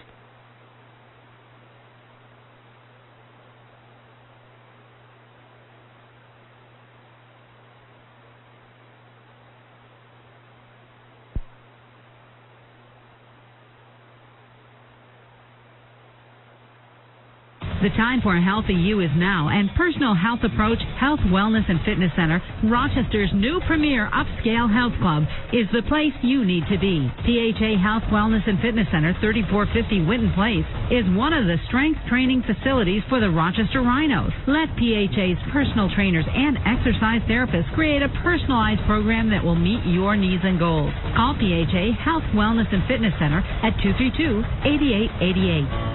Just like the Rhinos at Connolly Printing, they strive for excellence. They've been serving Rochester for over 100 years, and their goal is meeting today's sophisticated printing demands head-on. Connolly Printing's technology in computer graphics, press room, and bindery equipment, as well as their employees' expertise, will guarantee you're a loyal, satisfied customer well into the future.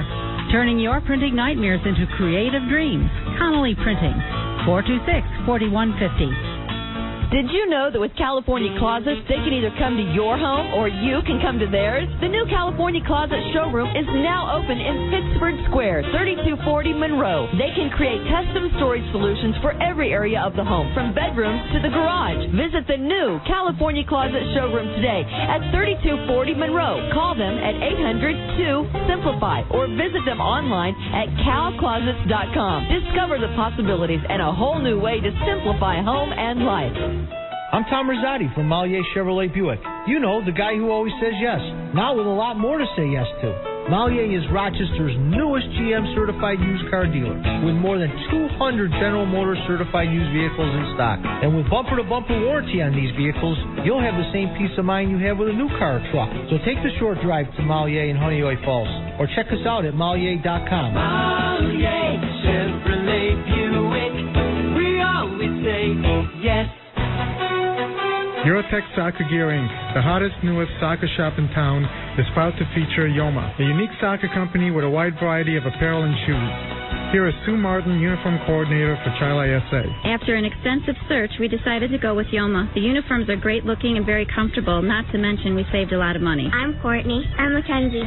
We love our Yoma uniforms. They are really cool. I'm Mike. As a goalie, I want comfort and protection, and Yoma Goalie Kit gives me all that. I'm Josh. The Jomas are the most comfortable uniform I ever played in. Yoma, the official supplier to the 2006 Rochester Raging Rhinos. I'm Charles Bakey of the Rochester Raging Rhinos. When I put my Yoma shoes on, I turn my passion into performance.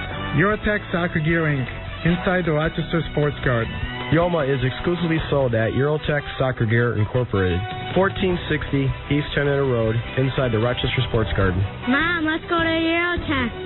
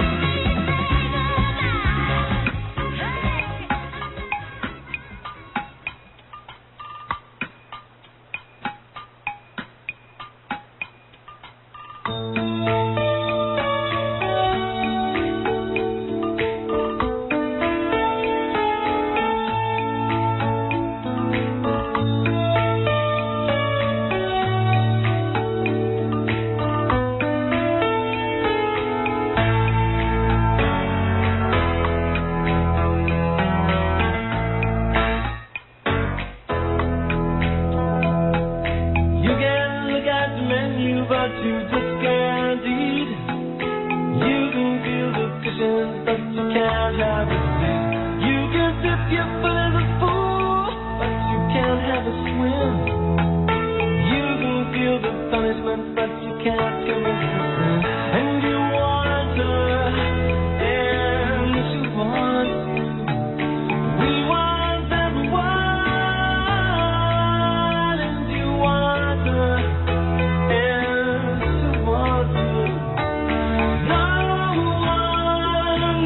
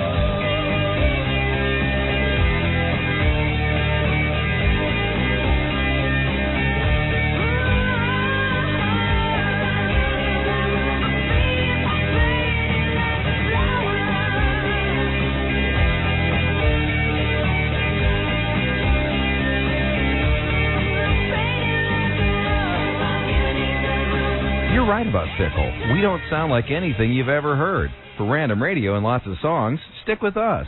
Fickle 93.3 FM.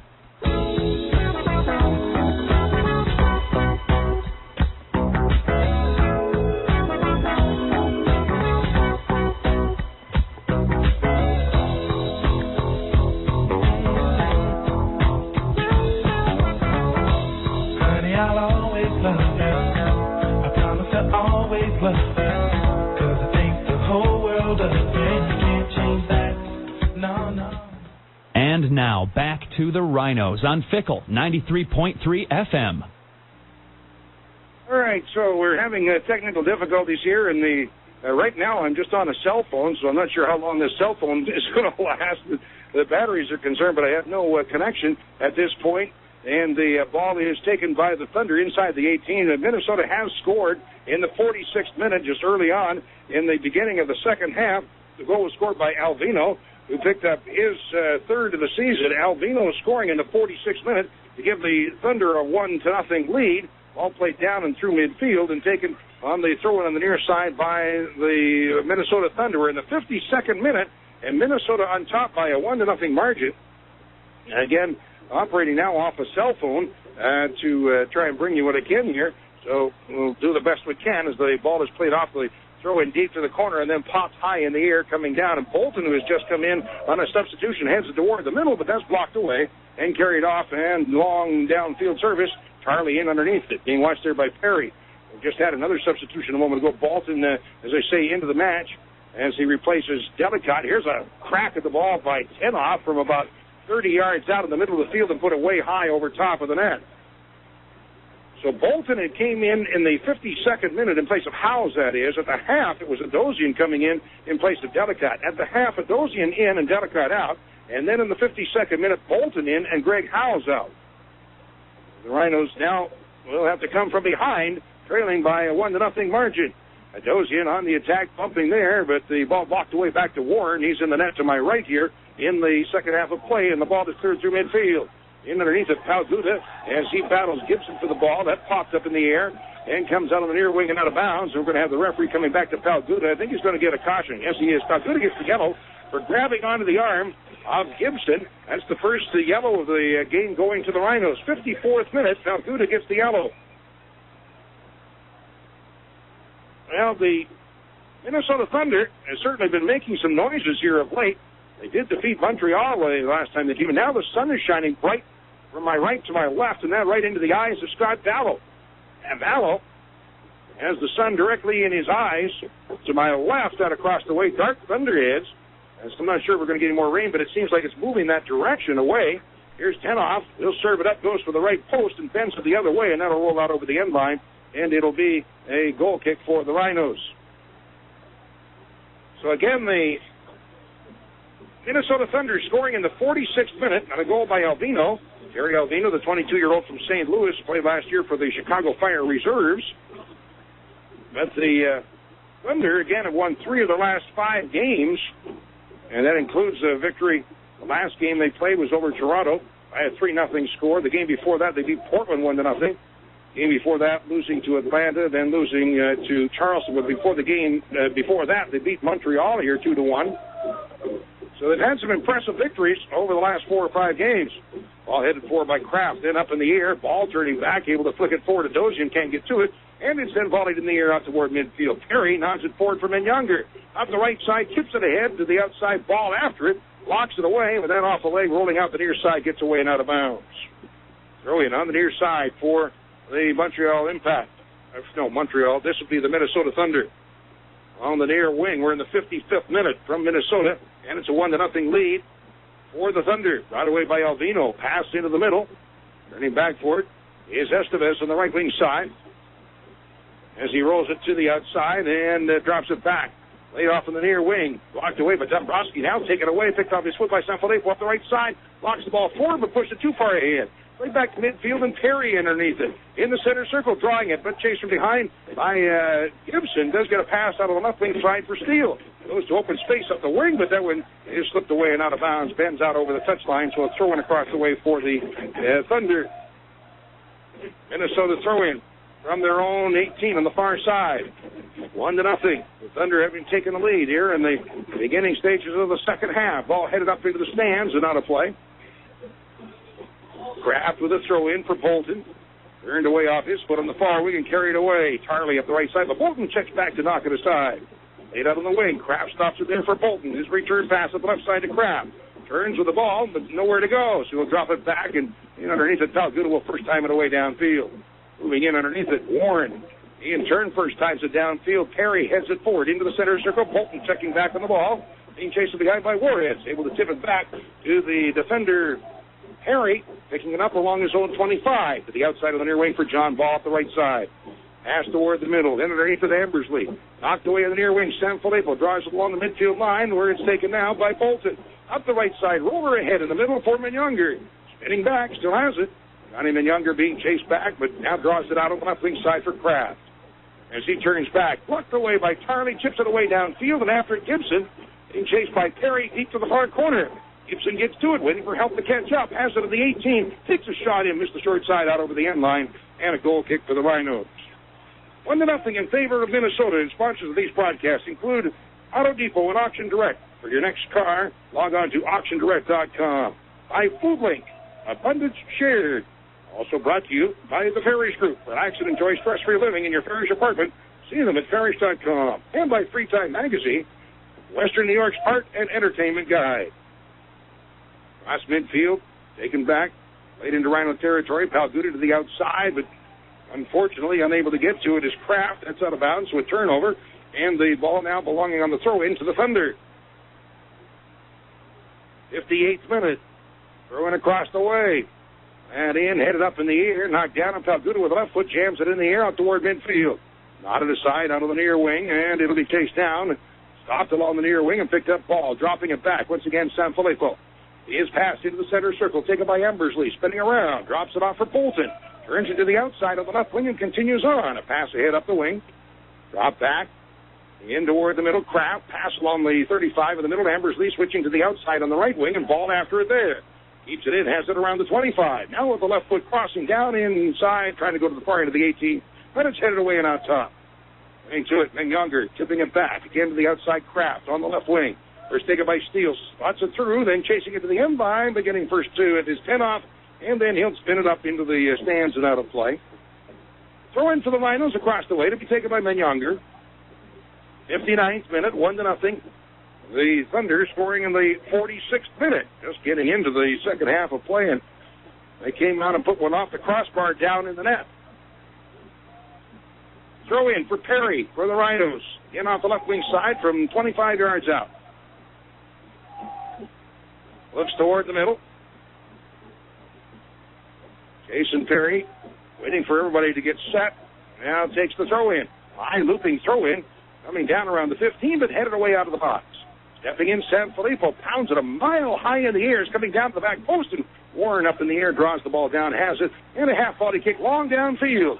Trying to get loose is Alvino on the left wing, and Sanfilippo giving chase. It's down to the near end of the 18. Overrun by Alvino, and Sanfilippo will just rip it up into the stands. Throw in on the near side. Dombrowski stepping up for the throw in. Tarley dummies it through, make that Gibson, and it's a foul call on the Rhinos.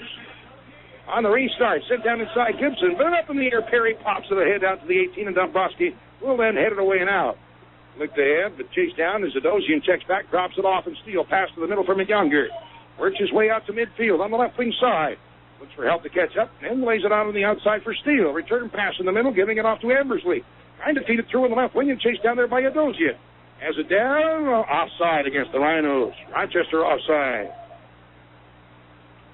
60th minute now. So the ball placed at around the 25. Back up field, we have a player down on the field. Looks like maybe Steele. Referee coming over to take a look at Johnny Steele. And the trainer now being called out onto the field. Now the sun is shining in from the right side as the clouds seem to be moving away a little bit. Still a little bit dark to the north of us here. But not particularly hot. It's warm, but it's very humid is what it is, very muggy. Glasses keep fogging over. Gives the Rhinos, some of the players, an opportunity to come over and get a little drink. Actually, it's Perry that's getting up. Perry's the one that's getting up. It's not Steele, but Perry. As he gets up and turns and walks toward the bench. I know the last game, Perry came out because he got sick halfway through. Just had something that was bothering him, and as far as some kind of a bug, and he came off, and I don't know, maybe that's what the problem is here today. It doesn't look like he's hurt. He was leaning over his hands and his knees like he's not feeling very well. Well, Perry came in to sub for Tenwa Bansu back in the first half. In the 35th minute, Bansu looked like he went out with maybe a bit of a twisted ankle. But Perry takes a drink of water, and now it looks like he wants to go back out, so we'll see how well he can hold on. Front forward now, Younger on the left side to Steele. Tries to feed it downfield to Dozian on the heels of Brett Brannon. They both go down as Brannon kicks the ball out of the bounds. Rhinos are really kind of banged up right now. Several players that are not along on the trip because they're out with injuries, including Ricky Lewis, Kenny Burtz, Aaron Lyons, and Ray Martinez. Not a lot along on the trip, not injured. So right now the Rhinos are a little banged up. Here, Bonsu injuring a leg earlier. I'm not sure exactly what happened with Delicott and Howes. It was just a substitution. They both look to be all right. All right, for the restart now for the Thunder from their own 25. And Warren with the left foot. High floater downfield coming down around the Rochester 20. Big kick there, and that's headed away by Sanfilippo. Off on the near side, knotted toward the middle by Alvino for Schmidt. He's able to volley it down inside. Perry moving back, popped up in the air, comes out of the near side. Perry might have gotten away with one there. He had hold of the jersey of Tarley all the way across midfield on the near wing and rolls out of bounds. Throw in for the Thunder from their own 40 on the near side. Throw in to be taken by Dombrowski. Off the left wing side. That's the near side of the field. Again, Minnesota shooting and that to my left here in the second half. Up in the air they go, headed away by Juarez for Tenov. Spins forward and sneaks a pass ahead. Chased down by Kraft at his own 35 and feeds it off in the middle for Bolton. He'll drop it back, take it by Palguda. On the left wing and ahead up the far touchline to Kraft. Pass ahead from Younger. Touching it off in the middle, moving through the center circle, Bolton to the outside of the near wing and Sanfilippo on the attack. Up the right side, brings it down to the Minnesota 35. Now high cross down inside the far end of the 18. That skips outside, chased down in the corner, and unable to control this Adosian. The ball rolls out. 64th minute for Minnesota. And it is a 1-0 lead for the Thunder. Again, scoring in the 46th minute was Albino. Throw in for Minnesota from around their own 5, off deep in the far corner. Throw in ahead for Tenov, checking back, drops it off, and there it's volleyed away through midfield. Bringing back Sanfilippo and Perry after. This blocked forward by Tardy, trying to get away from Perry. A foot race for the ball, rolls ahead, out away from Tarley, and it rolls inside the 18. We're scooped up by Vallow. Throws it off at the far wing, up the left side, Kraft, dropping it back for Palguda. With the left foot, able to jam it out to midfield. Laid back in the middle, Sanfilippo along his own 35, pushing it to the outside of the right wing, and here's ball across midfield. On ball on the attack. He'll roll it off in the middle for Ambersley, spinning around. Ambersley to get away with the left foot. He'll feed it out on the far side to Steele. Pass it 25 yards out. Pass toward the middle. Younger with the right foot takes a crack at the ball, knocked down along the 18. Ball trying to spin away. John Ball with it, looking for the cross in front, but rolls out over the end line. And it'll be a corner kick because it's off of the Thunder. Corner kick for the Rhinos. 65th minute. 1-0 lead for Minnesota. And Ambersley looks like he'll take the corner. And it would appear that perhaps Becky is getting ready to check in. Becky up getting some instructions from Coach Calloway. Left wing side. Here's the service in the box. Coming down in the middle, but headed away up in the air. And all the way out to around the 35. That's pushed forward on the far wing by Gibson. Then chasing after it. Kraft on his heels. And will they get to it? No, they won't get to it. It's out of bounds. Throw in for the Rhinos. Their own side of midfield on the far side. Quick throw into Perry. Along his 30, plays it back to Vallow. He'll have to hustle it, and first times it away, shanks it off the outside of his foot and then up into the stands. Vallow and Perry having a few words, and the ball will be taken on the throw-in on the near side by Minnesota. 1-0 lead. for the Thunder. Throwing up the near wing, touch toward the middle. Alvino with it. Pass along to Tarley in the middle. Has it 20 yards out. Spinning, trying to get that turn to net, but can't get a shot away. Drops it off Alvino. Long chip for the right post, and he puts it wide and not over the end line.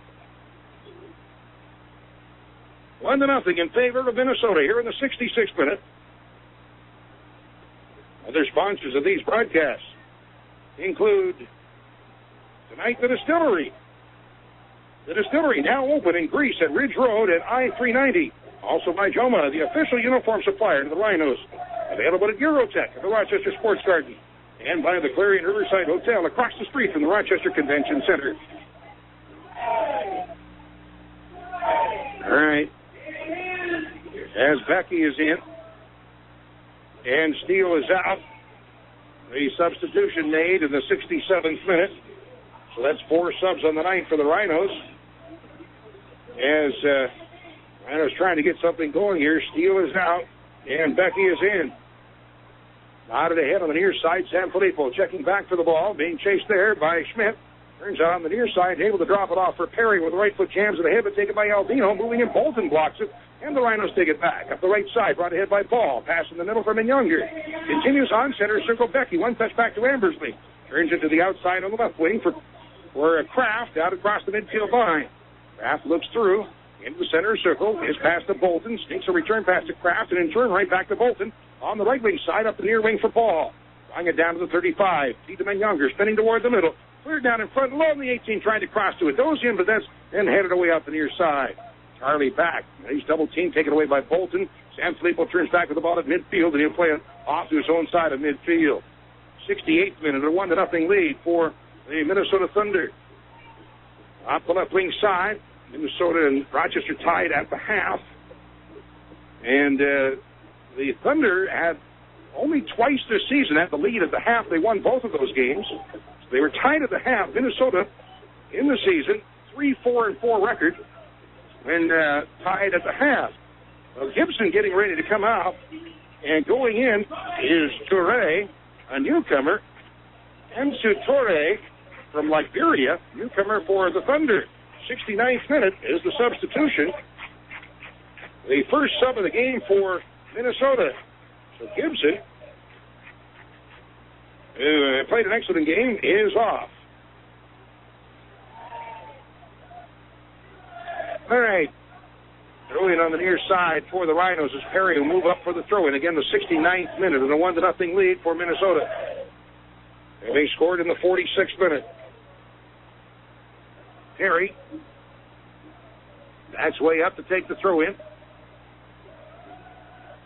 A couple of steps, and now the throw-in coming down in the middle of the box. Becky heads it for the back post, knocked out by Warren. It's out over the end line. Off of the Thunder and out, so a corner kick, this time off the left wing side. For the Rhinos, it'll be taken by Ambersley. Mike Ambersley moving over for the corner kick. Right-footed kicker, an in-swinging kick. And this for the Rhinos, the 6th corner of the match.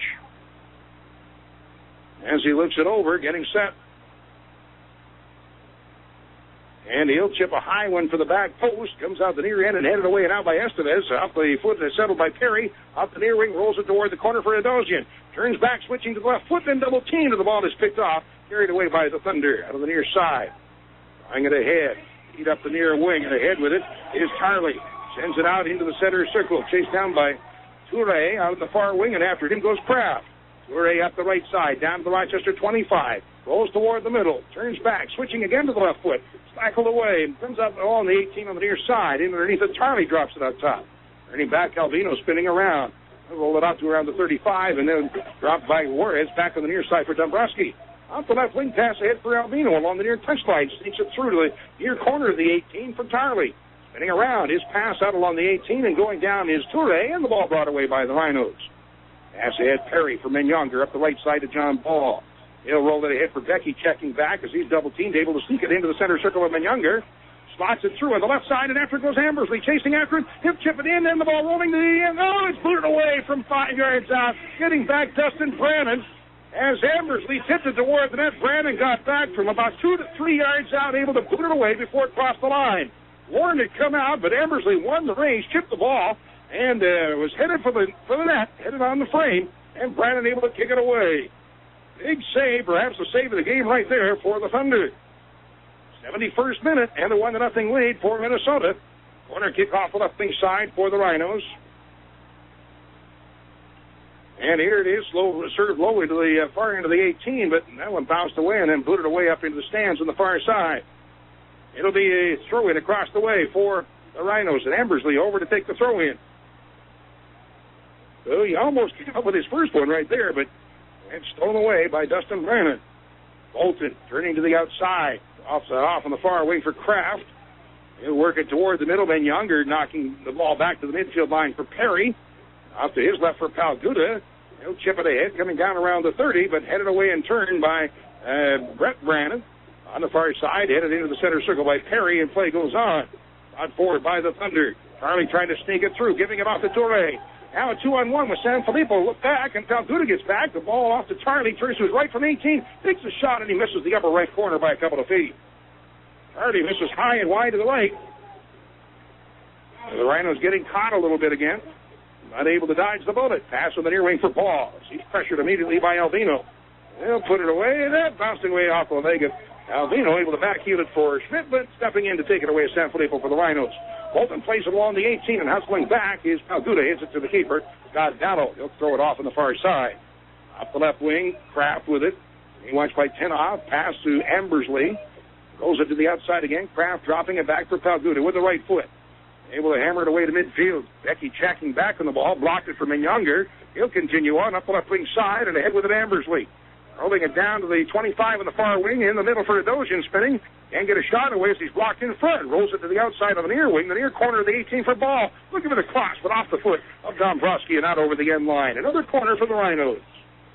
That's fifth this half and the eighth of the match for the Rhinos corner kick. Ball will move over for the corner. We're in the 73rd minute. And a 1-0 lead for Minnesota.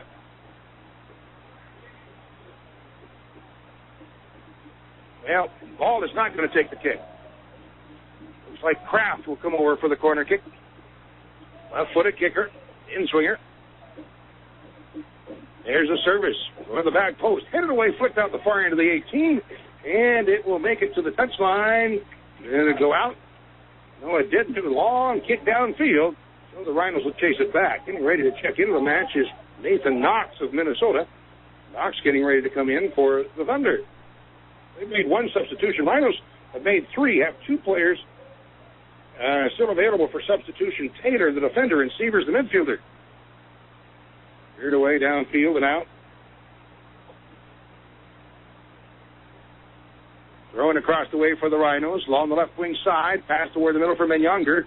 20 yards out. Spinning around to the outside for Embersley. Right foot across down along 18. That's blocked away and out. Bolton on the near side. It's a ball to chip it back in the middle along the 15, but goes out the far end of the 18-yard box. Taken by Embersley, but a foul is called. Offside against the Rhinos. Offside. All right, Knox will be coming in, and Tarley is out. Knox, a big boy. 6'2", 180 pounds from New Zealand. So this substitution in the 75th minute. Perhaps more of a defensive posture here for the Thunder. All right. All placed and around the 18 for the restart. The kick to be taken by Warren with the left foot. Drives it out through midfield, coming down around the Rochester 35 and headed forward by Palguda to the midfield line. Bolton in underneath it. Brings the ball away with the right foot long downfield, but that's headed away in turn by Dombrowski. On the near side, blocked away and out of bounds. Off of Minnesota, throw in near midfield for the Rhinos. Sanfilippo moving up for the throw-in. On the right wing side, ahead, Becky tried to get up, but couldn't get high enough. Now it bounces back to Bolton. Sanfilippo rolls it to his own side of midfield for Perry, and he'll feed it to his left for Palguda. Approaching the midfield line, Palguda to the outside and carried forward by Kraft up the left wing. Into Minnesota territory, and when deflected away and out of bounds. Throw in. On the far side for the Rhinos. 76th minute. Rhinos trailing by a goal. Adosian. He'll drop it back near midfield, where it's taken by Palguda, stepping up. Drops it to his own side of midfield. Perry with the ball through the center circle with the right foot high. Chip on deep on the right wing side. Has ball out but couldn't reach it, and it skips out of bounds on the near side. Throw in for Minnesota from their own 25 on the near wing. Throw in ahead. Alvino flicks it forward and is taken down with Sanfilippo, and the ball rolls out the midfield, but a foul was called, so the Rhinos have a restart. Sanfilippo up the right side for ball, being chased there by Alvino. Ball crosses it down along the 18. That one skips through at the far side, and Kraft hustling to get to it to keep it in. Being watched by Estevez.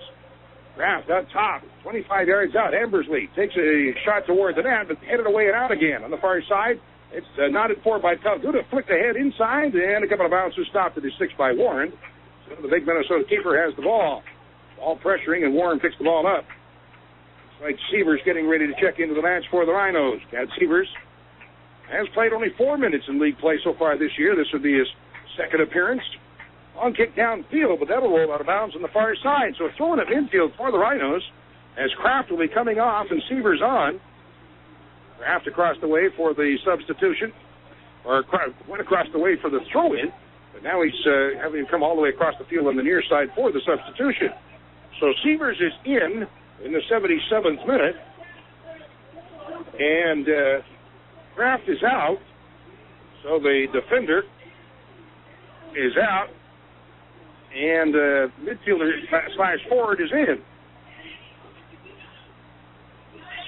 At midfield on the far side, the throw-in toward the middle, and it's taken away and controlled by the Thunder.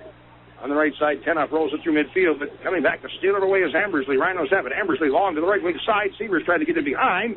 2 bounces inside. The 18 was grabbed by Warren. Actually, one big hop. Takes it up there. 78th minute. And Minnesota on top, 1-0. Warren with the left foot. Half volley kick. Long kick downfield. He can really kick the ball. Now Duda heads it back to midfield. Big bouncer in underneath it. Tipped aside by Estevez. And then headed forward by the Rhinos, but Estevez takes it back, and then coming back to the turn, steal it away once again, Embersley. That's a giveaway on the far side, and Minnesota recovers the ball. Embersley stepping in, battling Estevez, who gets away. Out across midfield, the ball bouncing away at the midfield line. And Younger drops it back. Sanfilippo to the outside, up the left wing, Embersley. Bringing it forward, feeds it along the far touchline. Rhinos on the attack, trying to get loose. As the ball is dropped back by Ball for Pelguda. As it 40 yards out, and now a long switch to the right wing side. Sievers in underneath it at the 18, heads it in the air. Younger side volley kick, and he doesn't get it through. It's blocked right at the 18, hits a body in front, and played off in the far wing. Nice job by Younger to pick it out of midair, but that hit somebody right along the 18. The ball on the far side rolls away out of bounds off of the Rhinos. Throw it across the way for the Thunder. And out near the midfield line, 1-0 lead for Minnesota. And the Rhinos have gone unbeaten against Minnesota in the last 7 regular season games. 2 teams have had some great battles over the year. Long cleared away downfield and out of bounds off of the Thunder, so a throw in for the Rhinos from their own 35. Pelguda on the left wing. Out near midfield, flicked off to the midfield line, stepping in underneath it, Becky, but knocked away by the Thunder and controlled in the center circle. Embersley had it momentarily but couldn't take it. Becky sliding in, trying to tackle it away. Now the ball comes loose to Younger. The Rhinos have it. On the near side, Sanfilippo approaching midfield, across the midfield line for Sievers. A little tip ahead for Adosian. Spinning to the outside, drops a return to Sievers, and that's hammered away. Out near midfield, stepping in Sanfilippo into the center circle for Younger. Drives the left wing side to Pelguda. Rhinos looking to draw it forward now into the 80th minute. Off of the left wing, Ball looking for a pass, but blocked away now. Throw it on the far side for the Rhinos from 25 yards out. Throw in along the 18 to Embersley, the far corner of the box. Turns it to the outside and a long cross for the back post, but that's flighted through everybody. And off on the near wing and out of bounds. Throw in on the near side for the Impact. It's the same color uniform, all blue. The Thunder. In the 80th minute, Minnesota leading 1-0. As Minnesota will make another substitution here in a moment. Brisson getting ready to check in. Up the left wing, high floater out near midfield, and Sanfilippo in underneath it. He'll nod it forward, and then the ball is half-volleyed high in the air by Juarez off in the far wing. Nod forward and off into the center circle. As he continues on, Bolton coming back, bumps him, and the ball comes loose and taken by Embersley. The Rhinos will turn it up the other way. Shooting at the net here in the second half to my right. Off of the center circle for John Ball. To the outside in the right wing for Sanfilippo. As he's watched, Sends a high pass off of Younger as he's upended and dumped by Dustin Brannon. The ball rolls to the corner. No call is made. Brannon with a low kick feed to the head. It's flipped out to the midfield line. Harry with it there, chased. But the ball is taken away. Turned upfield. Brought forward now by Toure. Pass to the outside on the right wing for Knox. Moving down to the far corner of the 18. It's inside the 18. A roller on the 6 comes out the near side. Chased down along the end line by Toure on the near side. Rolls it out top. Moving in on the ball to Schmidt. He'll then roll it along the 18 in front, trying to spin it toward the net. Knox, and it pops up in the air, comes down at one bounce to the 6. And Dallow up to throw it away on the far wing for Adosian.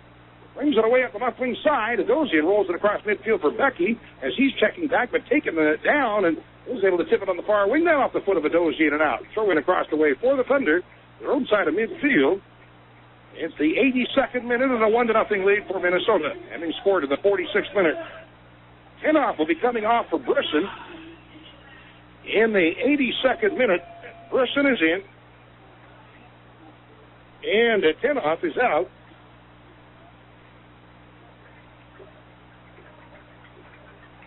All right, so the substitution being made. More sponsors of these broadcasts, as they are all season long, are brought to you by the Personal Health Approach, Rochester's upscale health club at 3450 Winton Place. Also by Phoenix Graphics for all your printing needs. And another sponsor will include Dodge. Grab life by the horns. That's Dodge. All of those are making these broadcasts possible all season long. All right, substitution is made. Taken across midfield on the throw-in, brought away by Knox of the Thunder, rolling it out on the near side. Ahead is Albino up the left wing. Sends it deep to the corner for Toure, and he's chased there by Sanfilippo. Toure spinning around on the near wing, rolls it to the outside, and that went in behind, rolls away and out of bounds. You have to wonder how much the fatigue factor would be bothering the Rhinos here in this one, as they played Wednesday, Friday, Sunday, so 3 games in 6 days. And a lot of travel involved. A lot of travel going up to Montreal, home, and then out here to Minnesota. So I would have to think and thought coming into the game that I'm sure fatigue might be a part of what would be going on here. All right, just across midfield, the foul is called on the Rhinos. It'll be a free kick for the Thunder. Dustin Brannon with the right foot. Long to the far end of the 18. And underneath as they go, Calduda heads it in the air in to help out as Hammersley. Tips it away on the left wing side, and with the left foot, able to drive it out across midfield. Stopped there by Estevez. Turns it right back into Rhino territory. Spinning around, Schmidt with the pass off. Knocked loose momentarily, but still controlled now by the Thunder. At midfield, a long chip up the left wing side. Switch to the near side of the field for Albino, the goal scorer in the game. Drops it back out near midfield. With the left foot and across midfield. Played it over Sanfilippo, rolling to the corner. After it goes Knox, is blocked away out over the end line. Off of the Rhinos, it'll be a corner kick for Minnesota. 84th minute. 1-0 in favor of the Thunder. Ball will be taken on the corner from the left wing side. Albino. Looks like we'll move over for the corner kick.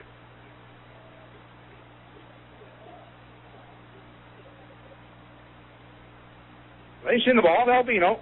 Right-footed kicker. But he goes out top with the kick to the near corner of the 18. It's a return pass from Brisson to the end line.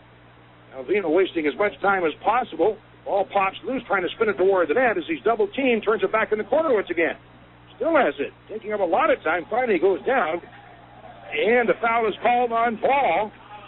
It'll be a free kick for Minnesota out of the corner. Same thing as a corner kick. 85th minute, time running out on the Rhinos as they trail 1-0. Albino to take the free kick. With the right foot, sends it low in the box. Tips it on goal, it's knocked down and put it away from the 6.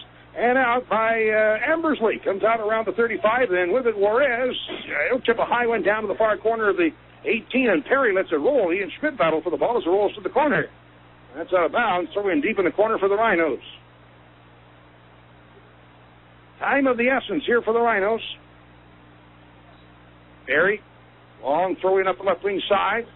That's headed away to the outside, and a foul was called, so it's a free kick for the Rhinos from around their own 35. 86th minute. Pass toward the middle from Younger. Spins it ahead, turns it to the outside again. That's chipped downfield, way down into Minnesota territory off in the corner, and then it's hammered way up into the stands in the far wing. Throw in for the Rhinos across the way. Down from around the 20, headed away to the outside by Becky for ball. He'll look for a cross with the right foot, sends it down inside, but headed away up in the air, comes out the near wing. San Filippo in underneath it. As he gets tied, and Albino chasing it down, able to keep it in. Now it rolls away and out, so it'll be a throw in for the Rhinos.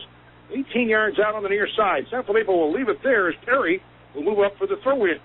Now the 86th minute here in Minnesota, and the Rhinos need a goal, trailing 1-0. Perry backing up for the throw in. As he looks it over, he'll try for that long throw-in. We have a player looking for substitution, comes over, runs right through in front of Perry. All right, goes for the throw into the box, flicked in the air by Becky. Up in the air goes Warren, brings it down at his 6. So the opportunity there is foiled. And Warren brings the ball away. We're in the 87th minute, and with a left foot, long drive downfield. Line it over everybody, turning back for it, San Filippo. Leaves it there, picked up in the second half by Vallo. Toure was right on the doorstep. Vallo brings it away, rolls it out of the box. With the right foot, will bring it up the near wing. Sends it away downfield. And it's flicked forward by Sievers to Becky as he's turned back to net, trying to chain it away with the ball. It's tied up, double teamed. The ball chipped up in the air, comes out the near wing. Taken by Ben Younger. On the right side, spins it back toward midfield. Taken by Perry. Turns to his right, trying to get loose as he's bothered by Juarez. And the ball chipped away and out of bounds off of the Thunder, so a throw in on the near side for the Rhinos. Rochester will take the throw in. Now the 88th minute. Rochester needing a goal, trailing 1-0. Perry is from about 35 yards out with the throw in. And he put it right onto the foot of Albino, then turns and drives it away downfield. San Filippo winning the foot race with Torrey for the ball. And plays it back to the keeper, Vallo. Goes to the outside, San Filippo on the left wing. Draws it ahead of the left wing side. Approaching zone 35 with the right foot, sends a long kick downfield. Underneath it, and headed away by the Thunder out to midfield. And Younger couldn't reach it, brought forward by Minnesota. Bolton, as he challenges Schmidt, the ball rolls to the outside for Torrey. Trying it down to the Rochester 35, and a feed off in the middle for Knox. Waiting for someone to catch up, has the ball on the left wing side, turns it back toward midfield. Albino to the outside for Knox, up the left wing. Drawing it down as he sneaks it inside the 18, but coming back to take it away as Perry leaves it off there for Vallo, who will first time it away, chips it out the near side. And underneath it is Sievers.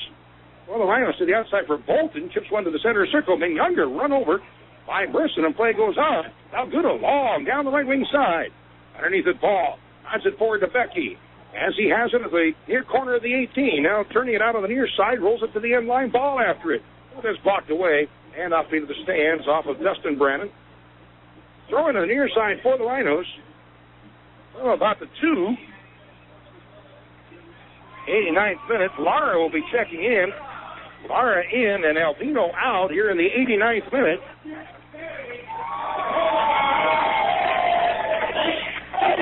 Lara in, Albino out. All right. Set to go now. Actually, I guess the ball was over the end line. It is placed in the corner kick spot, and it's a cross by Ball, and that's flighted over everybody. Sievers couldn't get up for it, and that rolls out of bounds on the far side. So a throw-in across the way for Minnesota from their own 20 on the far side of the field. Time running out here on the Rhinos. All flighted downfield, headed back toward the middle. After it is turned to the outside by Ambersley. Now it's in turn taken away by the Thunder, moving it upfield into Rhino territory. To the outside, the right wing is Torrey. Down to the Rhino 18, turn, switching back with a left footer roller in. Is scooped up at the line by Vallo. The Rhino keeper has the ball. Throws it off at the far wing, and ahead is Sievers on the left wing side. Takes a pass off to the middle, being Younger, tripped up, taken down by Knox. And a foul is called. Free kick for the Rhinos. As Ben Younger slow to get up, grabbing onto his left leg. Referee coming over to take a look at Ben Younger. Well, the 90th minute, sponsors of these broadcasts tonight, they include Nothnagel. The referee calling for the trainer to come over, so Ben Younger, well, he gets up and he waves at Spotty, says, no, I'm all right, and he jumps up and the ball brought away. Across midfield. Whistle stops play, and now the ref says do it again. All right, Nothnagel sponsoring these broadcasts. Rochester's full-service realtor. Also brought to you by Salvatore's. They deliver everything for babies. And by Moyer Chevrolet. West Main Street in Honeywell Falls, or online at Moliere.com. And also Perry's, Life's a Bowl of Berries. 3 minutes of stoppage time as the clock stopped at 90. Long service down inside, headed away on the near wing, but foul is called. So the Thunder will draw the free kick. Warren out to take the kick. Has the ball at about his 17, just inside the area.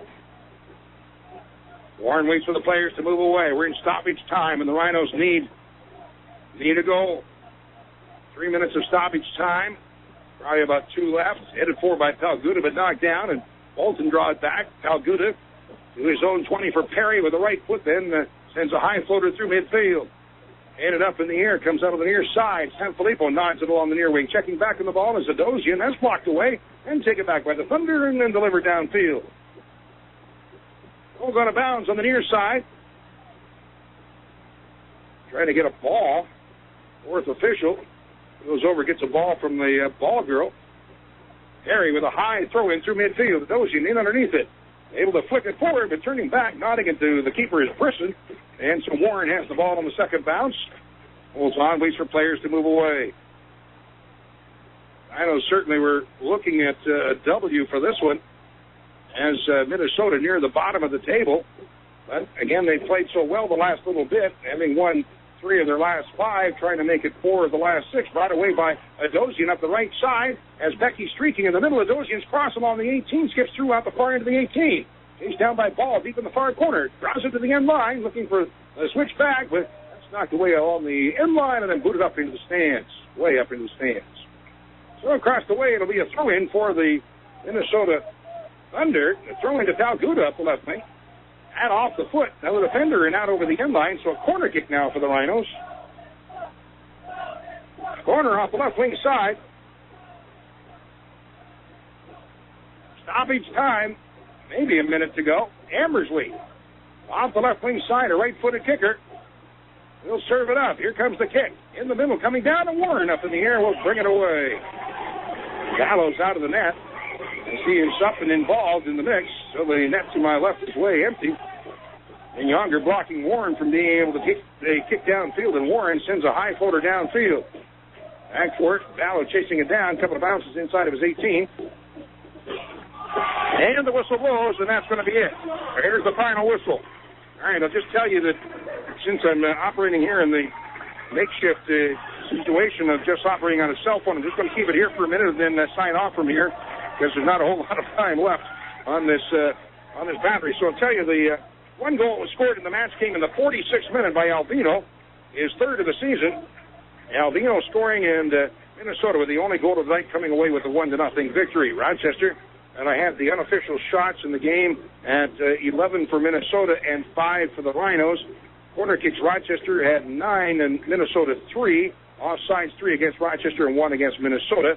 The victorious goalkeeper is Warren, now a 5-7-5 record.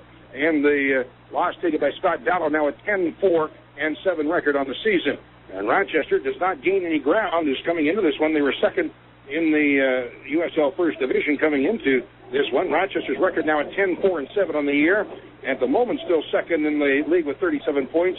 Minnesota with the victory, a 6-10-5 record with 23 points, and now moved into a tie with Miami for 10th spot in the league standings. That's going to wrap it up for us here. And I must tell you that don't forget about the Rhinos being at home next Friday against Toronto.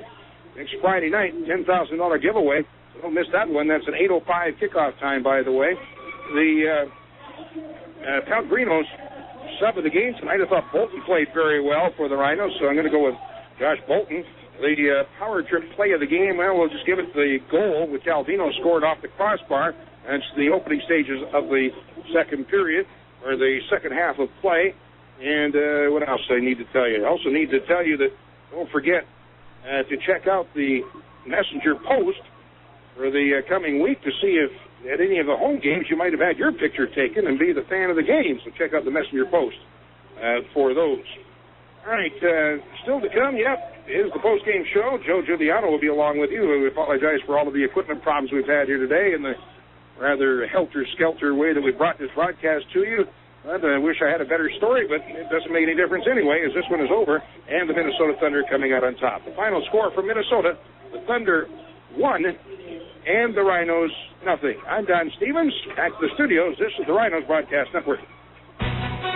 Did you know that Yoma uniforms come in home and away kits? Beautiful. Beautiful. Beautiful. Did you know that Homa outfits some of the best teams in Europe, such as Charlton of the English Premier League, Sevilla, and Deportivo La Coruña of La Liga in Spain, and the Costa Rica national team? Beautiful. Beautiful. Beautiful. Did you know that the 2006 Rochester Raging Rhinos wear Yoma? Beautiful. Beautiful. Did you know that Yoma has a wide variety of soccer shoes, turfs, molded, flats, and casual wear? Beautiful. Beautiful. Did you know that Charles Beckey of the Rochester Raging Rhinos wears Yoma shoes? Beautiful, beautiful, beautiful. That is just the way I feel when I wear my Yoma. That's why they call it the beautiful game. Yoma, exclusively sold at Eurotech Soccer Gear Incorporated, 1460 East Henrietta Road, inside the Rochester Sports Garden. Mom, let's go to Eurotech.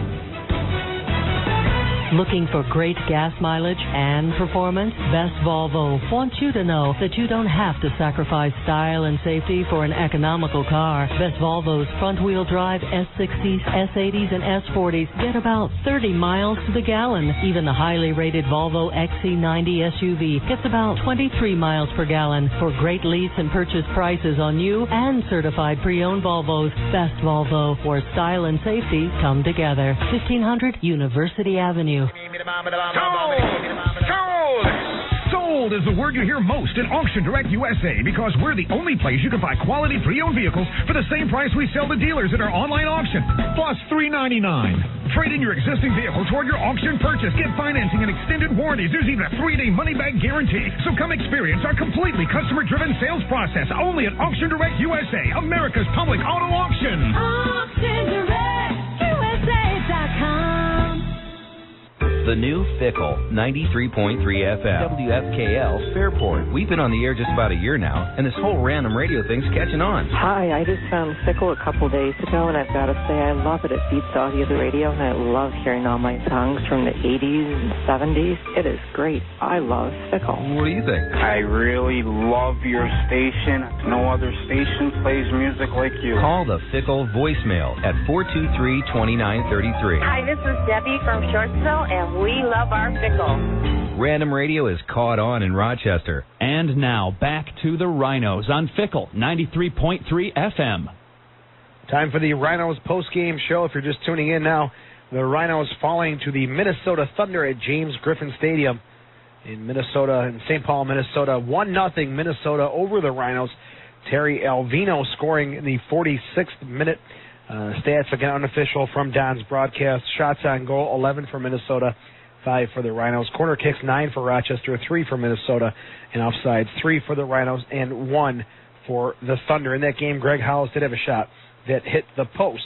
Looking at some other scores here from the USL First Division from today, the Rhinos actually catching a break. Miami FC doing the Rhinos a favor. 2-0 winners over Charleston. Goals by Diego Walsh and Romario. If Charleston had won, they would have had 38 points, jumping over the Rhinos for second place. So Charleston loses today. They still have 35 points. The Rhinos still maintaining possession of second place. But tonight, Virginia Beach is at Vancouver, and Vancouver also with 35 points. Let's hope the Mariners can do the Rhinos a favor and keep Vancouver at the 35-point mark. So looking at the standings now in the USL First Division, Montreal still on top with 43 points.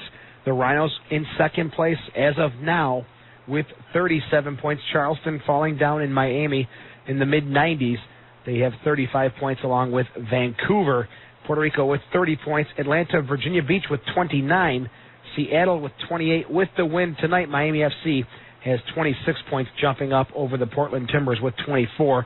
And the Thunder still hanging around for that playoff stretch. They've got 23 points with a record of 6 wins, 10 losses, and 5 ties for the Minnesota Thunder. And at the bottom of the league, the Toronto Lynx with 19 points.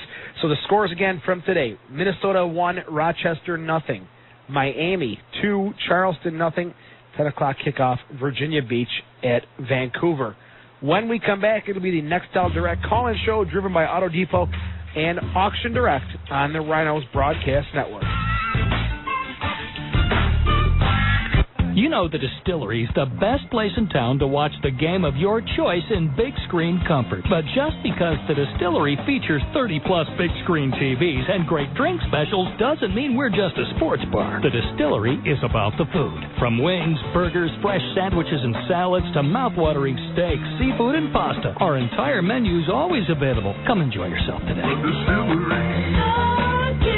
1142 Mount Hope Avenue. It's all good here. Make a game night this season into a game weekend with the Clarion Riverside Hotel, right in the heart of downtown Rochester near Paytech Park, Frontier Field, Blue Cross Arena, restaurant, shopping, and more. And now the Clarion Riverside Hotel is offering sports fans a special $69 spectator rate. Call the sales office at 585-546-6400 for details.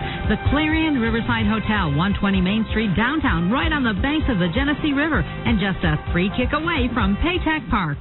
Life is celebrating my birthday. It's curling up with a good book. Life is winning the big game. A Sunday drive with my family. Life is staying in and watching movies. It's getting a great report card. Pulling an all-nighter for my econ exam. For all of life's special moments, there's Perry's Ice Cream. Life is seeing my son score his first goal. Taking my daughter to ballet class.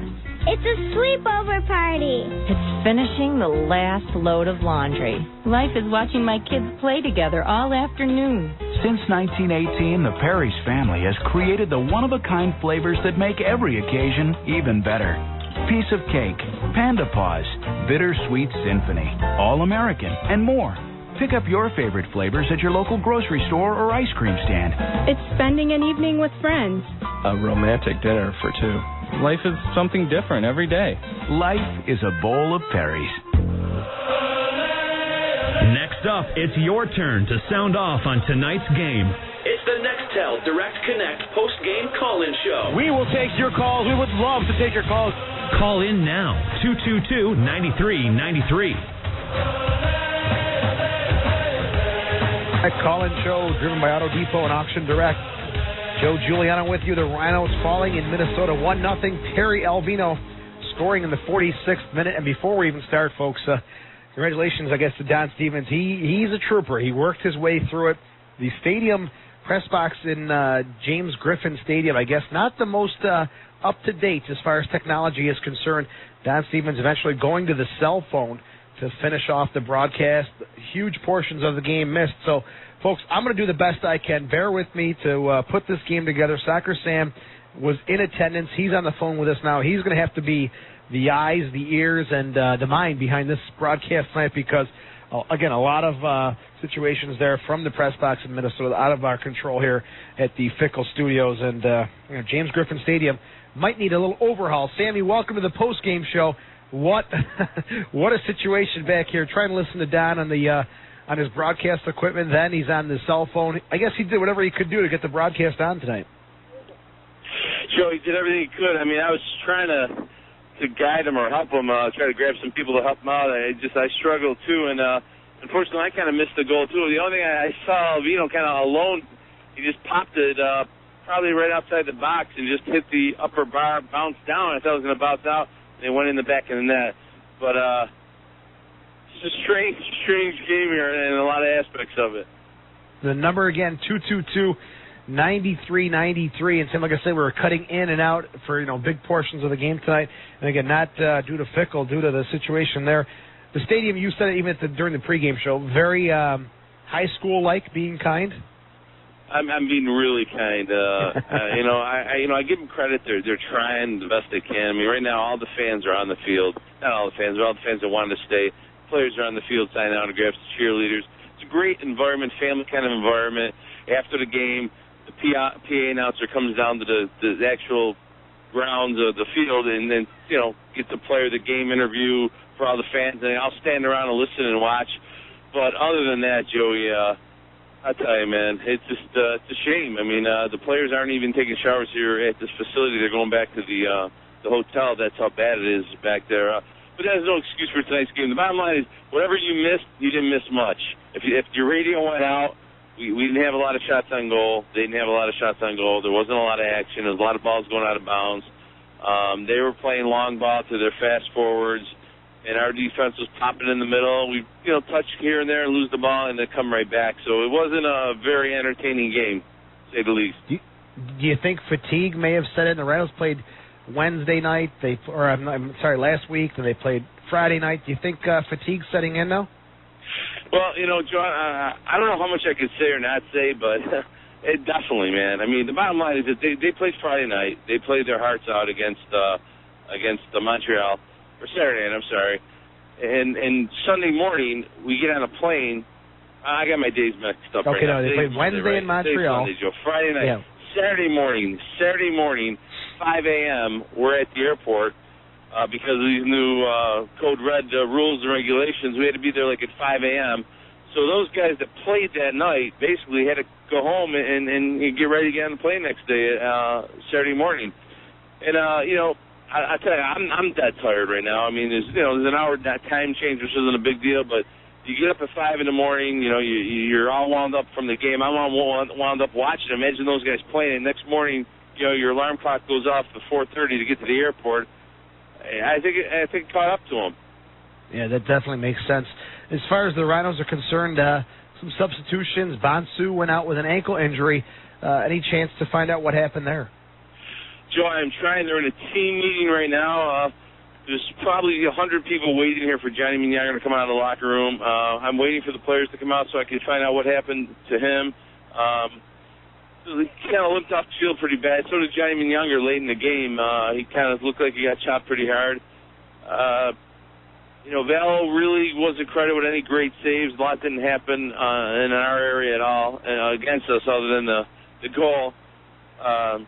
It was a tough game, Joe. Very tough game, very disappointing game, very hard game to watch. And it's just after going to Paytech Park and after going to Montreal the other night, Wednesday night, 13,400 people there. And then it's a downer being here, baby. It's really a downer. That makes it even worse after the beautiful Paytech Park and a huge crowd in Montreal, and you go to this place that doesn't even have a working phone line. Yeah, it definitely is a downer. So if you can get an update on Bonsu, that will be great. Johnny Minyaga makes his return to Minnesota. You said there's a huge crowd of fans there waiting for him? There's a huge crowd of fans, players that he coaches, family and friends are all waiting outside the locker room right here where I am, waiting for him. Joe, here's the other thing. It starts raining. Right? It's pouring rain. I go in the press box to, try to stay dry. I don't think the window's been cleaned in 5 years. You can't see in or out of them. I felt like I had Don Stevens' glasses on. Right now I feel dizzy. Like when you put on somebody's glasses that aren't yours, and you get a headache in 2 minutes. That's how I feel right now. I'm like, I don't even know where I'm at right now. I don't even know what day it is. I'm all messed up. But yeah, it's very, very frustrating. I could not get game footage here. Their system doesn't have an out to plug into the system, and it's like I spent like an hour trying to get video, and it's very, very frustrating. But the bottom line is we lost tonight. They got their 3 points. We didn't get any points, and that's what happened here. The rest of the stuff doesn't matter. We have to win. We didn't win, and hopefully Coach Callaway and some of the players will give us updates on what happened. Sammy, Rochester did catch a break, 2-0 Miami over Charleston, so the Battery don't jump over the Rhinos here into second place. The number again is 222-9393. Let's go to the phones and speak with Brian. Hello, Brian. How are you tonight? How you doing, buddy? I'm okay. You? What a game it was tonight. I'm surprised. I gotta give credit to Don Stevens. You said a job about his equipment giving out and then using the cell phone. I've never heard of broadcaster using his or her cell phone to call a game back home in Rochester. Well, Brent, I know that you're the junior broadcaster for the Rhinos. Hopefully you learned something tonight. You've got to make the broadcast work in whatever way possible, and that's what Don did. He deserves a huge round of applause, doesn't he? Yeah, he sure does. I see Don before the Rhino games, and you know that, Joe. I'm usually talking to Don for a couple of minutes before I talk to you. No offense, Joe, but no, that's okay. But no, I know. Surprisingly, how that happens. I am surprised that no one either helped Don when he had that problem. I'm surprised because that would happen at home. That Eric Tunnell or Greg the Ripper Rabinsky or John from the PR department would make sure that Don had that problem fixed. Sammy tried to help him, buddy, but he brought up the guy who makes the pizza. He brought up another guy who's on the grill. Said those guys weren't much of a help, were they? we plugged into every single phone line in the facility. Nothing was working. So it was just frustrating. Brian, I mean, thank God, Brian, that we could listen to your broadcast. I got to listen to you, and I kind of figured out what was going on. So keep up the good work and keep that broadcast going worldwide. I will, and Sam, you have a safe trip home, and let's hope this team turns things around because playoffs are coming around the corner. There's not many games left. This team, they turn around Irish Tries, and they're not far off from getting first place. Thank you, guys. All right, Brian, thanks for the call. Number again, 222-9393. Give us a call here. Joe Giuliano with Soccer Sam. And Sammy, the Rhinos, again, a chance to catch the Montreal Impact, and maybe everything was left on the field Friday, nothing left to come into the match tonight, but a huge opportunity for the Rhinos to catch up, to get some points against Montreal. What's got to be disturbing for the team, Sam, is they beat probably the best team in the league in Montreal. Then they lose to the 11th place team. That's got to be a little frustrating for the Rhinos.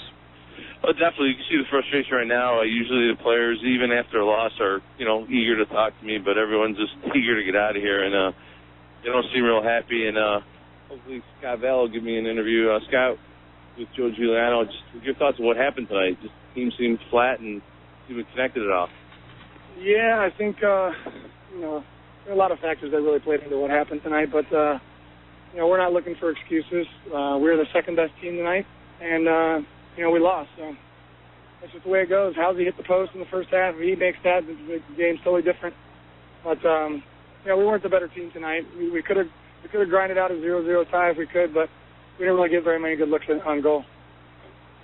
Scott, what about the travel situation? And really, Montreal Wednesday, Montreal Friday. Emotionally, the team is sky high. Then you go into Minnesota. Was there anything left in the tank tonight? Well, I think that definitely played a part in it. We got some tired legs out there. We were working our, butts off, and things just weren't clicking. The field was a little wet, and we were having a hard time playing the ball to the feet. And I never could really get a rhythm. We were lucky to get out of the half 0-0, and then, right at the beginning of the second half, this was a dagger. But we'll be okay. I mean, we're realists. We understand that, we got to do better. And that's the bottom line. We catch them on a fresh day, I think we kill them. But tonight was just not our night. Well, you got a few days off till Friday when Toronto comes to town. So just take it easy, get those legs pumped up again, and good luck on the way home. Thanks, guys. Just hi to my family and friends, everyone listening. We'll be back tomorrow. But good news is Charleston lost too, so we're not as bad as we think right now. We're still in good shape. Yep, still in second place. Charleston falling 2-0 down in Miami today. Goals by Diego Walsh and Romario for Miami FC. So the battery getting done in by Miami FC, and the Brazilians, Zinho and Romario, doing the Rhinos a favor. Sam Valo, always optimistic, always with the positive attitude, and that's what a captain should be like. Definitely. I mean, you heard what he said. I did miss on that House blast. He blasted from outside, went through a group of people, hit the bar, and bounced out. That was early on. That was before all the technical problems that we all were kind of running around, our heads cut off. But the players are headed, right now, Joe, the players are headed to the hotel, which is about 3 minutes away. So I'm going to do my best to get over there as quick as I can and get you some interviews. All right, let's put the number out there again. We'll take a break. When we come back, we'll take some phone calls from the listeners and hopefully speak with some members of the Rochester Raging Rhinos Soccer Stand, working on some interviews with the Raging Rhinos in St. Paul, Minnesota. You're listening to the Nextel Direct Call-In Show, driven by Auto Depot and Auction Direct on the Rhinos Broadcast Network. Are you looking for a health club that offers everything? The Harrow East Athletic Club, Rochester's hidden jewel, offers several floors of fitness and unlimited use of their 25-yard pool, spa, sauna, indoor track, squash and racquetball courts, Pilates, yoga, strength training and cycling, certified personal trainers, nutritionists, and athletic trainers, along with plenty of free parking. Come visit the Harrow East Athletic Club and meet their knowledgeable staff that can help you obtain your fitness goals. The Harrow East Athletic Club is located at 400 Andrew Street. For more information, call 546-1000. That's 546-1000. What's that sound? That's your employee looking for an aspirin in the office junk drawer. You may not find that sound alarming, but if you can't deal with your employee's headaches, her productivity starts to sound like this. Now you have the headache. Sounds like you need Cintas. Call 1-800-CINTAS-1 for everything you need to help keep your employees productive, like uniforms, restroom supplies and restocking, floor mats, and of course, first aid supplies, including regular restocking. Call 1-800-CINTAS-1 today. Hi, Soccer Sam here for Salvatore's Pizzeria, the family from Rochester, New York, and proud of it. Salvatore's has been supplying schools and nonprofit groups with all their pizza needs since 1978. Salvatore's Pizza Fundraisers. Your group can sell and make pizzas, or Salvatore's Pasta Sauce and hot pizza slices. Salvatore's will deliver hot pizza slices to your event, pre-cut and ready to sell. Call 234-5555 or check out salvatores.com. 234-5555. Salvatores! Hi, I'm Nancy Naples, Commissioner of Motor Vehicles and Chair of the Governor's Traffic Safety Committee. Our roadways are safer now than they've ever been, and seatbelts have a lot to do with it. They save lives, more than 200 last year alone. But we can do better. That's why you'll see police officers all across the state working to make sure that everyone is buckled up. It is a matter of life and death, and it is the law. So when you get out on the road in New York, you've got a choice. Click it or ticket. Sponsored by the Governor's Traffic Safety Committee and the New York State Broadcasters Association. Some of the greatest advances in cancer are happening right here at the Wilmot Cancer Center. Dan Altamura was diagnosed with Hodgkin's disease, and thanks to a clinical trial at the Wilmot Cancer Center, he's a cancer survivor. The promise is there. They're starting to fight these diseases in completely new ways than they have in the past. Groundbreaking research and clinical trials that really saves lives. This message is service of the Wilmot Cancer Center. The cure starts here. Go to WilmotCancerCenter.com. And now, back to the Rhinos on Fickle 93.3 FM. Welcome back to the Nextel Direct call-in show, driven by Auto Depot and Auction Direct. Joe Giuliano with you. Just tuning in now, the final score out of James Griffin Stadium in St. Paul, Minnesota. The Thunder 1-0 winners over the Rochester Raging Rhinos.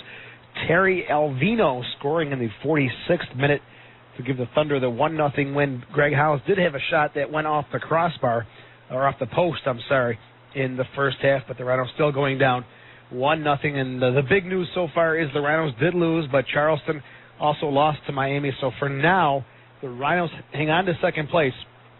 But tonight, Virginia Beach takes on Vancouver. Next game for the Rhinos is Friday night, 8:05 against the Toronto Lynx at Paytech Park. We'll have the pregame show right here at 7:30 on the Rhinos Broadcast Network. 8:05, Don Stevens takes over, and what an opportunity tonight. $10,000 in cash will be given away. Envelopes handed out to the first 4,000 fans. A bunch of prizes for Rhinos merchandise, concessions prizes, and cold, hard cash. Friday night at Paytech Park for the first 4,000 fans attending the match against the bottom-of-the-barrel Toronto Lynx. So we'll see what happens in the Rhinos. Really, I think that's a good situation for them, as they've got some time to recover. They'll fly back home tomorrow, have a few days to train, kind of get this game behind them, and then take on the last-place Toronto Lynx. Hopefully, the Toronto Lynx will be able to, the Rhinos will be able to handle the Toronto Lynx. They came in here with Kevin Jeffrey and some of the other guys and gave the Rhinos a fit. So we'll see what happens as they play the Lynx on Friday in Rochester, Sunday up in Toronto. The number here again is 222-9393. Don't make this a short show tonight, folks. Give us a call. Again, 222-9393 is the number here tonight. At the half, the score was 0-0 with Rochester and Minnesota. And Johnny Minyanger making his homecoming debut. I saw some of the message boards on the ALeague.com or USL discussions. Some people calling Johnny Minyanger the traitor, but I'm sure that's just a small portion of fans in Minnesota feeling that way about the Liberian international Johnny Minyanger. Unfortunately for him, he could not get it going tonight as the Rhinos fall 1-0 to the Minnesota Thunder. Jason Perry was subbed into the game in the 35th minute. T-Bone Bonsu went out with an injury from the broadcast. Sounded like an ankle injury. Bonsu going out. Soccer Sam on his way back to the hotel with the team. He's trying to get some interviews together if the players hopefully are up to speaking about the 1-0 loss in Minnesota. Delicott also came out for a dozy, and Josh Bolton, the Penfield native, got some time. And I guess one of the bigger stories tonight was the situation with the broadcast setup. Don Stevens in the press box at James Griffin Stadium, having some trouble with the phone lines tonight, but again, like a trooper, uses the cell phone to finish off the game on the Rhinos Broadcast Network. We'll take another break. When we come back, we'll hook up with Soccer Sam again on his way back to the hotel with the Rhinos in St. Paul, Minnesota. The final score again, Minnesota 1, Rochester 0 in USL First Division play. This is the Nextel Direct call-in show. The number is 222-9393. Give us a call here on the Rhinos Broadcast Network.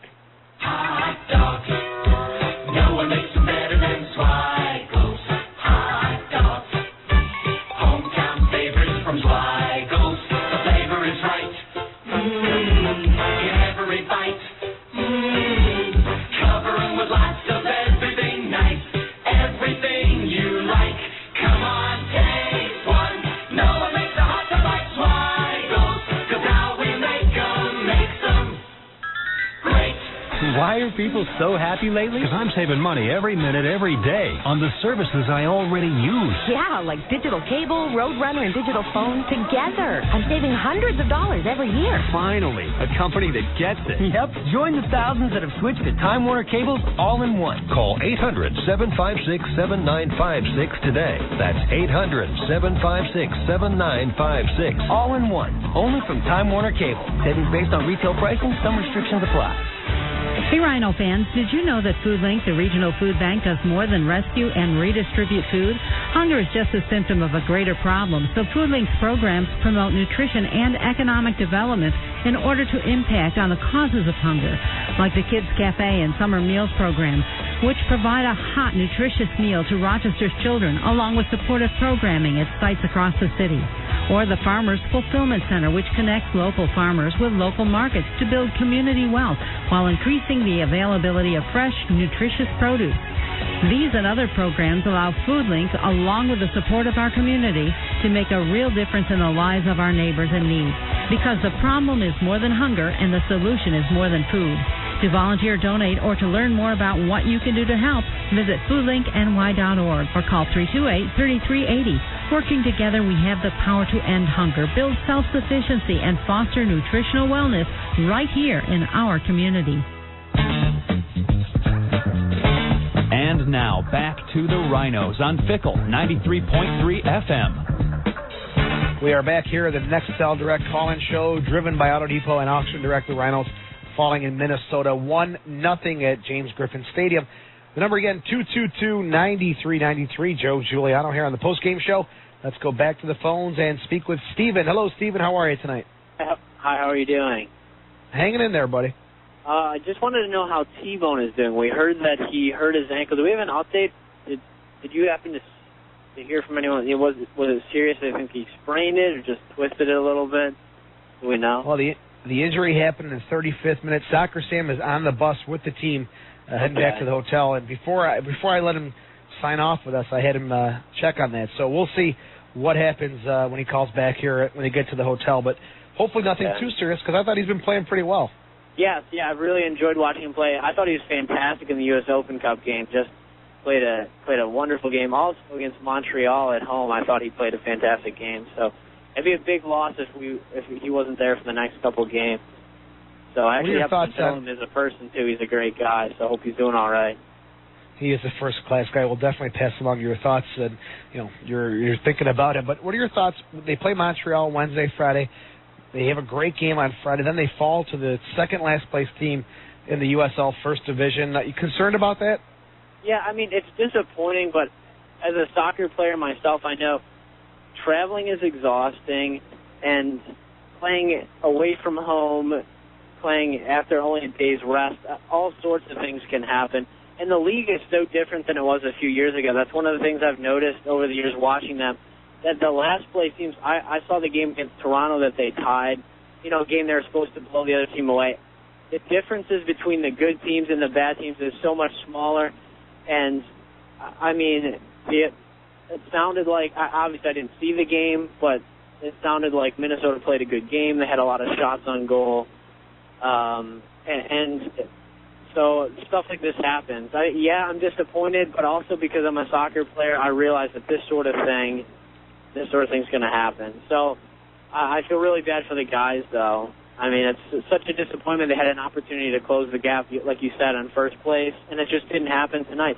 I hope that they don't let it get to their heads. You know, they got to get back to the hotel, get some rest, come back to Rochester, train this week, and then go out and beat Toronto. They got to put it behind them. It happened. I mean, I've been on teams and I've lost to teams that I never thought they even had a chance. Yeah. I know that feeling. That's for sure. Yeah. Well, Steve, thanks for the call. Great points. Great analysis too. Really, for not seeing the game and looking at everything from that perspective. Good stuff. Thanks for the call, Steve. We'll get an update for you on T-Bone Bonsu with the supposed ankle injury. Don wasn't sure if it was the ankle or the lower leg or what, but we'll get a look at that here as we go tonight. Soccer Sam back on the line. Sammy, welcome back to the post-game show. Did you make it to the hotel safe? Joy, I made it back. Almost got Don Stevens killed, but we are back with the coach, Coach Callaway. Coach T-Bone Bonsu looked like he came out with an ankle injury. Coach, how's T-Bone and tonight's performance? Hey, guys. How you doing? Hey, Coach. How are you tonight? Could be better. Obviously, disappointing result. But there wasn't much in the tank tonight with the 4 games in 8 days and the two difficult trips, where you're losing a lot of sleep overnight with the Montreal bus trip. We didn't get up until 6 a.m. and we had to get up real early to come here with the flight to here, and you don't really catch up on that stuff, And on an excuse, we should have tied the game. I mean, I thought we just went to sleep a little bit in the second half there on the goal, and I'd have been happy with a tie considering the way the first 15 minutes went, where they were obviously much sharper than us, and we were getting our second win. And so it's a little disappointing, but with this schedule, these things are going to happen, and with us not bringing some of our top players, that did so well in recent weeks, Kenny Burts, Raymond Martinez would have made a difference tonight, probably because he hadn't played much so far in the last 8 days. It's unfortunate he got hurt, because I think he would have made a difference with his ability to break on these guys. Coach, our last caller, Steve, makes a good point. You've coached this league for a while now with Syracuse, with the Rhinos. The gap from the first place teams to the teams at the bottom of the table. Minnesota, Toronto came in here and did a tremendous job. It is getting much smaller. There's not that huge difference between the top and the bottom. Do you agree with that? Yeah, I was talking to Amos McGee as well, the coach, before the game, and he was disappointed that they're in the situation they're in, because he said, I haven't seen a team here this season that's better than us. And that's his perspective, and they've had some great results. They just haven't done as well on the road this year. But he said, I haven't seen a team that's you've gone, wow, like years ago when you'd look at the Charlestons, the Montreals, the Rhinos. There was probably a big difference between them and most of the other teams. But so everything seems to be so equal now, and they know, and they're still optimistic about the playoffs. They can sneak into 6th place if they're going to run right now. So, you're exactly right. There's not that much difference between top and bottom, and hopefully at the end of the day, a little bit of cream rises to the top, and we hope to be some of that. Also you play Montreal Wednesday, you play Montreal Friday. Scotty Vale does too. The emotion, the adrenaline, it's got to be so sky high for those 2 games. Then you come into Minnesota, you look at the standings, you look at the stadium that you're in, there's no one there, there's huge crowds in the last 2 games. There's got to be some sort of letdown, even if you try not to, but there's got to be a bit of a letdown. It was actually addressed, we addressed it this morning at practice, we addressed it at the pre-game and just before the game, and it is a real dump, to be perfectly honest. But guys have got to be big enough, just like, when Manchester United and Arsenal, Chelsea, they go into these little towns in the FA Cup and are on a hide into nothing. They usually prevail, and but then again, they haven't had the the hazardous schedule and travel that we do. But it's all part of learning for our young guys. There's going to be, for a few more years, 1 or 2 inferior facilities, if you want to call it that, that play in high schools or places like Toronto, and you've got to get up for the game, whether it's in the American R, Old Trafford, the New Camp, Paytech, or Griffin Park, like today. So it's a difficult one, and it probably was a slight factor in terms of the guys' preparation for the game. But I think it was more the fatigue than anything else. I think if we'd have been fresh like Minnesota and only played once in the last 8 days, I think we would have probably seen a different Rhinos team tonight, even though it's disappointing to play in a facility like that. Coach, you got a day to travel back to Rochester a few days before the Toronto game. Full week of training, or now do the guys maybe get a bit of a break to kind of No, we're going to give them 2 days off. This has been a really hard slog the last 8 days. Well, the month of July really was brutal, and culminating with these games in the first part of August here, it's been difficult, and they deserve a little breather and a refresher and regenerate their engines, and get back on Wednesday, and we'll go full tilt at it, and prepare for the 2 games that should clinch a playoff spot for us if we do well in these 2 games this weekend, and put us back on track to keep second spot. We've probably struggled to get first place now, but we're still going for that second place. Well, Coach, you never know. You got a little help from Miami tonight. Hopefully Virginia Beach does the same against Vancouver. We'll talk to you on Friday when Toronto comes to town. Thank you very much. Thanks, guys. As usual. Thank you. Coach Calloway joining us here on the next Teledirect call-in show, driven by Auto Depot and Auction Direct. Joe Giuliano with Soccer Sam at the hotel in St. Paul, Minnesota. Hopefully the hotel situation is better than the stadium setup. Very, very nice hotel. Great food, Joe. That wasn't the problem at all. Why food first? I'm sorry? Why the food first, Sam? Food's the most important thing in my life, Joe. You know that. But like I said, it was kind of impressive though. Is a lot of their fans are here at the hotel in the bar or the lounge. They had a pretty good supporters group. Probably 50, 60 guys similar to the Stampede with the drums making a noise, kind of getting behind the team. It was pretty good. And again, the Johnny Younger fan base was there tonight. Buzz Lagos sat in front of me, shook his hand, congratulated him for his career. His son Manny was right next to him. He's in town because he's going to be an honorary player for the Thunder in an exhibition game this upcoming week. So it's kind of cool. So what's on the agenda for this evening? You guys played kind of an earlier game. Was there a pregame meal, or is it going to be a late meal tonight? What's the situation now with the team? What do they do the rest of the night? Based on the time schedule here, Joe, I haven't switched my watch yet. That's why I'm so confused. But this morning at 9 o'clock was breakfast. The guys had breakfast as a team.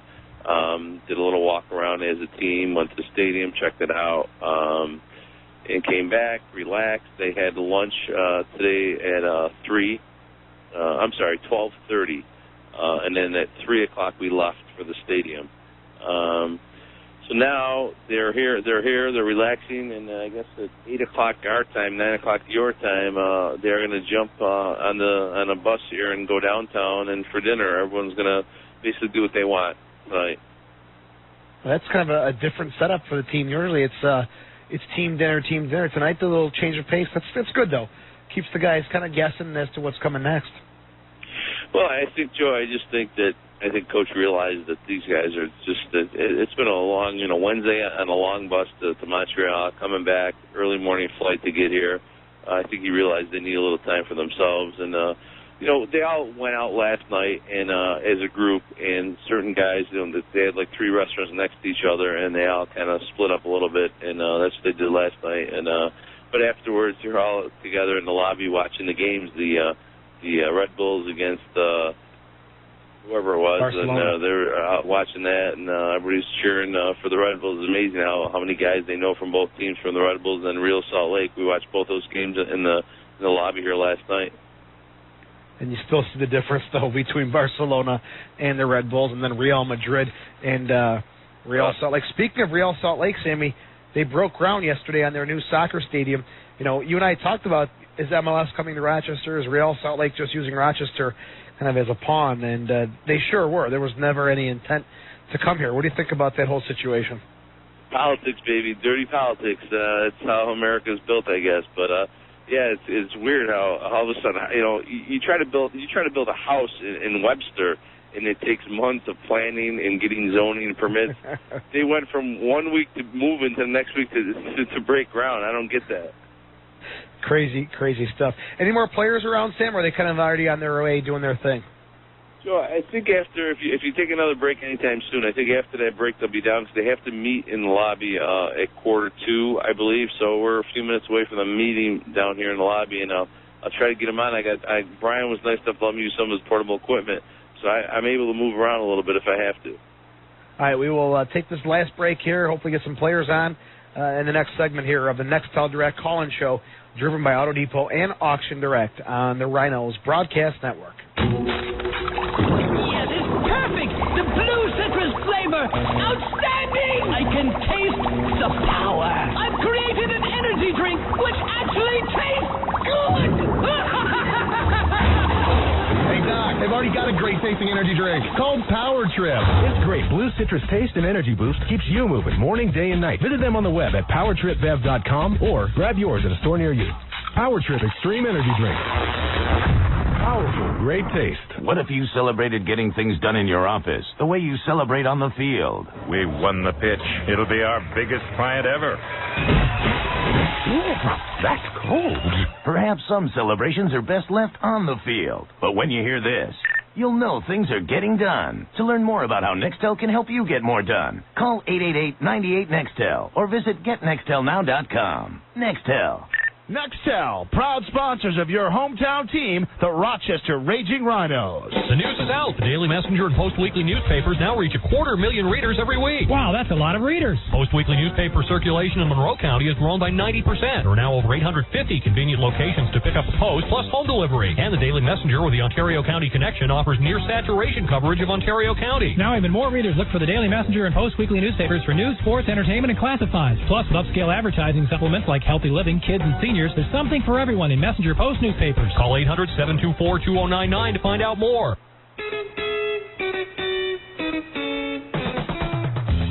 The Rochester Raging Rhinos are on Fickle 93.3 FM. Welcome back to the Nextel Direct call-in show, driven by Auto Depot and Auction Direct. My producer, Jay, I tell you, he is cracking me up tonight. Joe Giuliano with Soccer Sam on the phone in St. Paul, Minnesota. Sammy, in the hotel lobby, waiting for the guys to come down. 1-0, the Rhinos fall to the Minnesota Thunder. Coach Callaway still, optimistic, not happy, but not as upset as I thought he would be this evening. Yeah, he seems pretty cool about it. I think he realizes the travel, but there's one player here that I know this year, this Rhino season is important to him. The team he left, the Milwaukee Bucks, won the PDL championship. It's so important that the Rhinos win the USL Division I championship. And Nate Crabb, one of my players of the game, you played fantastic tonight. Your thoughts on tonight's game and your performance? It's a tough loss. I mean, obviously fatigue was a factor. 4 games in 8 days. So, but I think we had moments where we played all right, and then a couple letdowns here and there. But it's just a tough one to swallow. But we got a game Friday, and just take it for what it is, put it behind us, and move on. Overall, the atmosphere in the locker room pretty discouraged, or guys like, it's not the end of the world, we'll move on and do what we have to do? Yeah, I mean, you can't, you got to always keep your head up. I mean, after every loss, you can't sit and dwell on it, but it's a tough one to swallow. I mean, after a big win in Montreal, we'd like to carry that momentum through. So, I mean, in that sense, yeah, there's a bit of a letdown and discouragement, but we'll just have to bounce back and come back Friday and play well and get a win. You feeling a lot quicker, a lot faster with the new dew? Yeah, it's just summertime. It just gets too curly, too much hair, so I decided to give it a buzz. It could be worse. You could have hair like Soccer Sam. Yeah, true. We don't want that. Nate, have a safe trip home, and your performance has been great lately. Keep it up. All right, thank you very much. Thanks for having me. Take care. Nate Kraft on the post-game show in St. Paul, Minnesota with Soccer Sam, and I had to take a poke at the hair of Soccer Sam. Nate Kraft getting the buzz, the long, curly hair gone now. Nate going with the summer style. Sammy, any more players with you there? I got to tell you, though, you know you're always telling people I wear a hairpiece? I finally meet Johnny McYounger's wife, right? And I'm talking to her. She's, like, staring at my head to see if it's a piece the whole time. Usually people stare at my stomach. They can't believe it's real. But she's, like, staring at my head. Like, is that a wig or what? That's a good one. What? You're putting the blame on me here, Sam. I don't understand. No, you're making fun of me. But I love you, Joey. I do have a player with me right now, Matthew Delicat. Matthew came out, looked a little injured, got beat up pretty much there. That was a tough game for him. Matthew, your thoughts? He's wearing the Section 132 Property Stampede shirt. Matthew, your thoughts tonight's game? Obviously disappointing. I thought, we could have come away with at least a point. It was annoying to give up that goal 40 seconds into the second half. It's really, one of their few chances they had in the second half. But, it's tough coming on the road after playing, I think it's our fourth game in 8 days. And, really got to come out. And we didn't perform as well as we should have. We could have walked away with a point, so it's a little disappointing for us. The broadcast was cutting in and out tonight, so it sounded like Dozian came on for you at the half.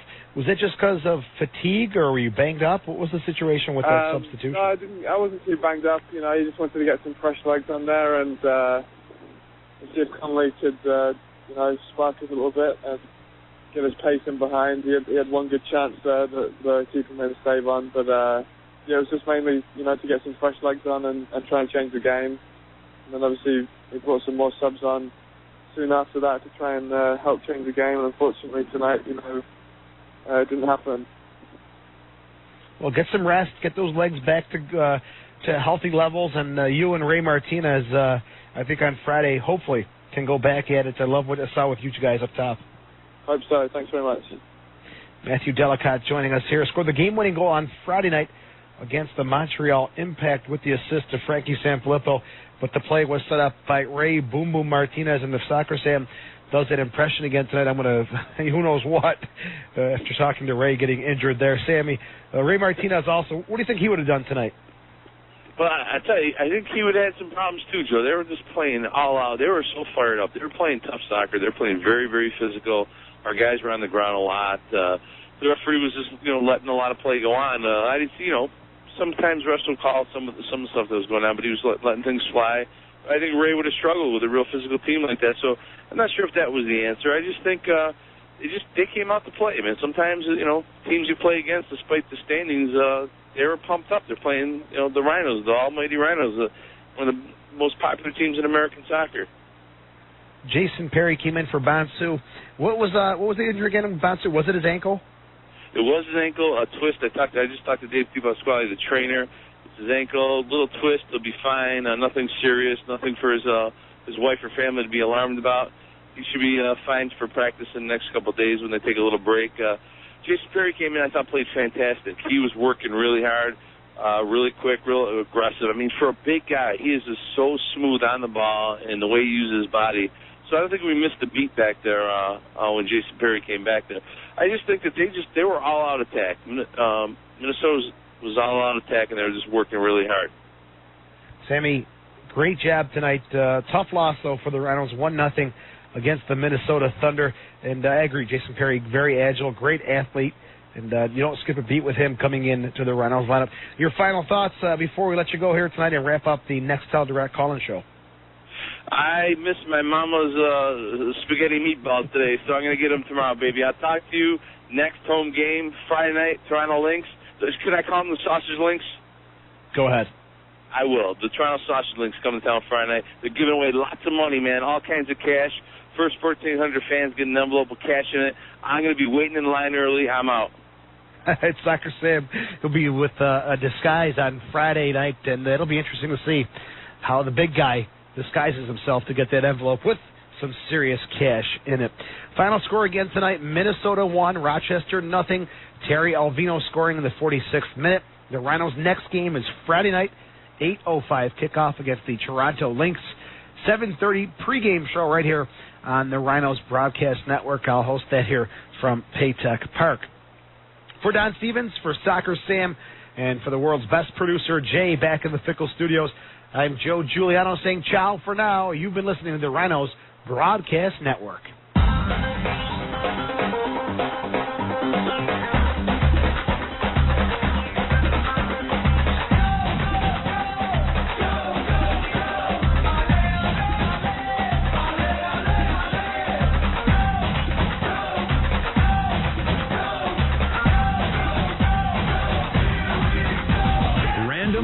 Radio. Tonight's game was brought to you by Best Volvo, Clarion Riverside Hotel, Harrow East Athletic Club, Nextel, Farish Corp, Auto Depot Auction Direct, Connolly Printing, Westmont Apartments, World Gym, Joma, Zweigel's, Personal Health Approach, Marina Dodge, The Distillery, Malye, Power Trip, and Food Link on the new Fickle 93.3 FM, Random Radio.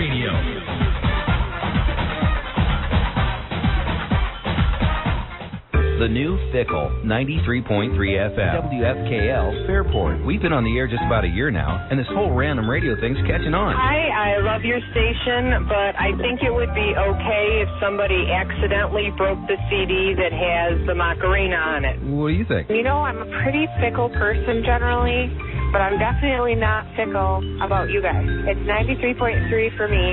Always. Call the Fickle voicemail at 423-2933. Fickle kicks butt. Random Radio is caught on in Rochester.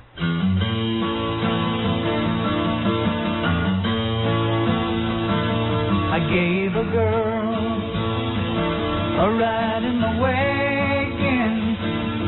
She crawled in and took control. She was tired, her mind was dragging. I said, get some sleep and dream of rock and roll. But like a princess she was laying there, moonlight dancing off her hair. She woke up and took me by the hand. She's gonna love me in my Chevy van, and that's alright with me.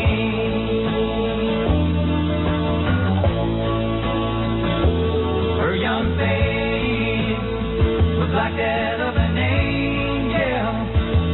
Her long legs were tan and brown. Had a key, your eyes on the road, son. Better slow this vehicle down. 'Cause like a princess she was laying there, moonlight dancing off her hair. She woke up and took me by the hand. She's gonna love me in my Chevy van, and that's alright with me.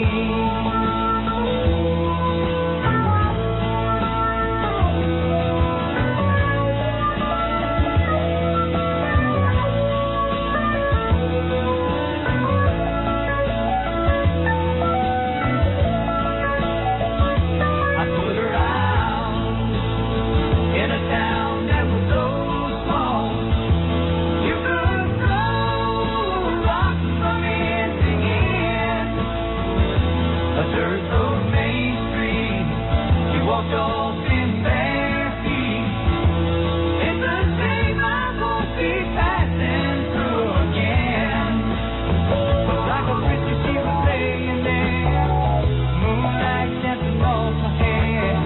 She woke up and took me by the hand. We made love in my Chevy van, and that's alright with me. But like a princess she was laying there, moonlight dancing off her hair. She woke up and took me by the hand. We made love in my Chevy van, and that's alright with me. But like a princess she was laying there, moonlight dancing off her hair. She woke up and took me by the hand. The new Fickle 93.3 FM. And now at ifickle.com, you can join our fan club and see what Ace and Marty are up to. Find out where we are at Random on the Road, the concert calendar, post your own special events on the ifickle.com blog, see the name and artist of every song Fickle plays, and lots more. Wow. Fickle 93.3 FM. Random Radio. Back in a minute with a bunch of songs we haven't picked yet. If you don't want the same songs over and over again, and if you do want songs you know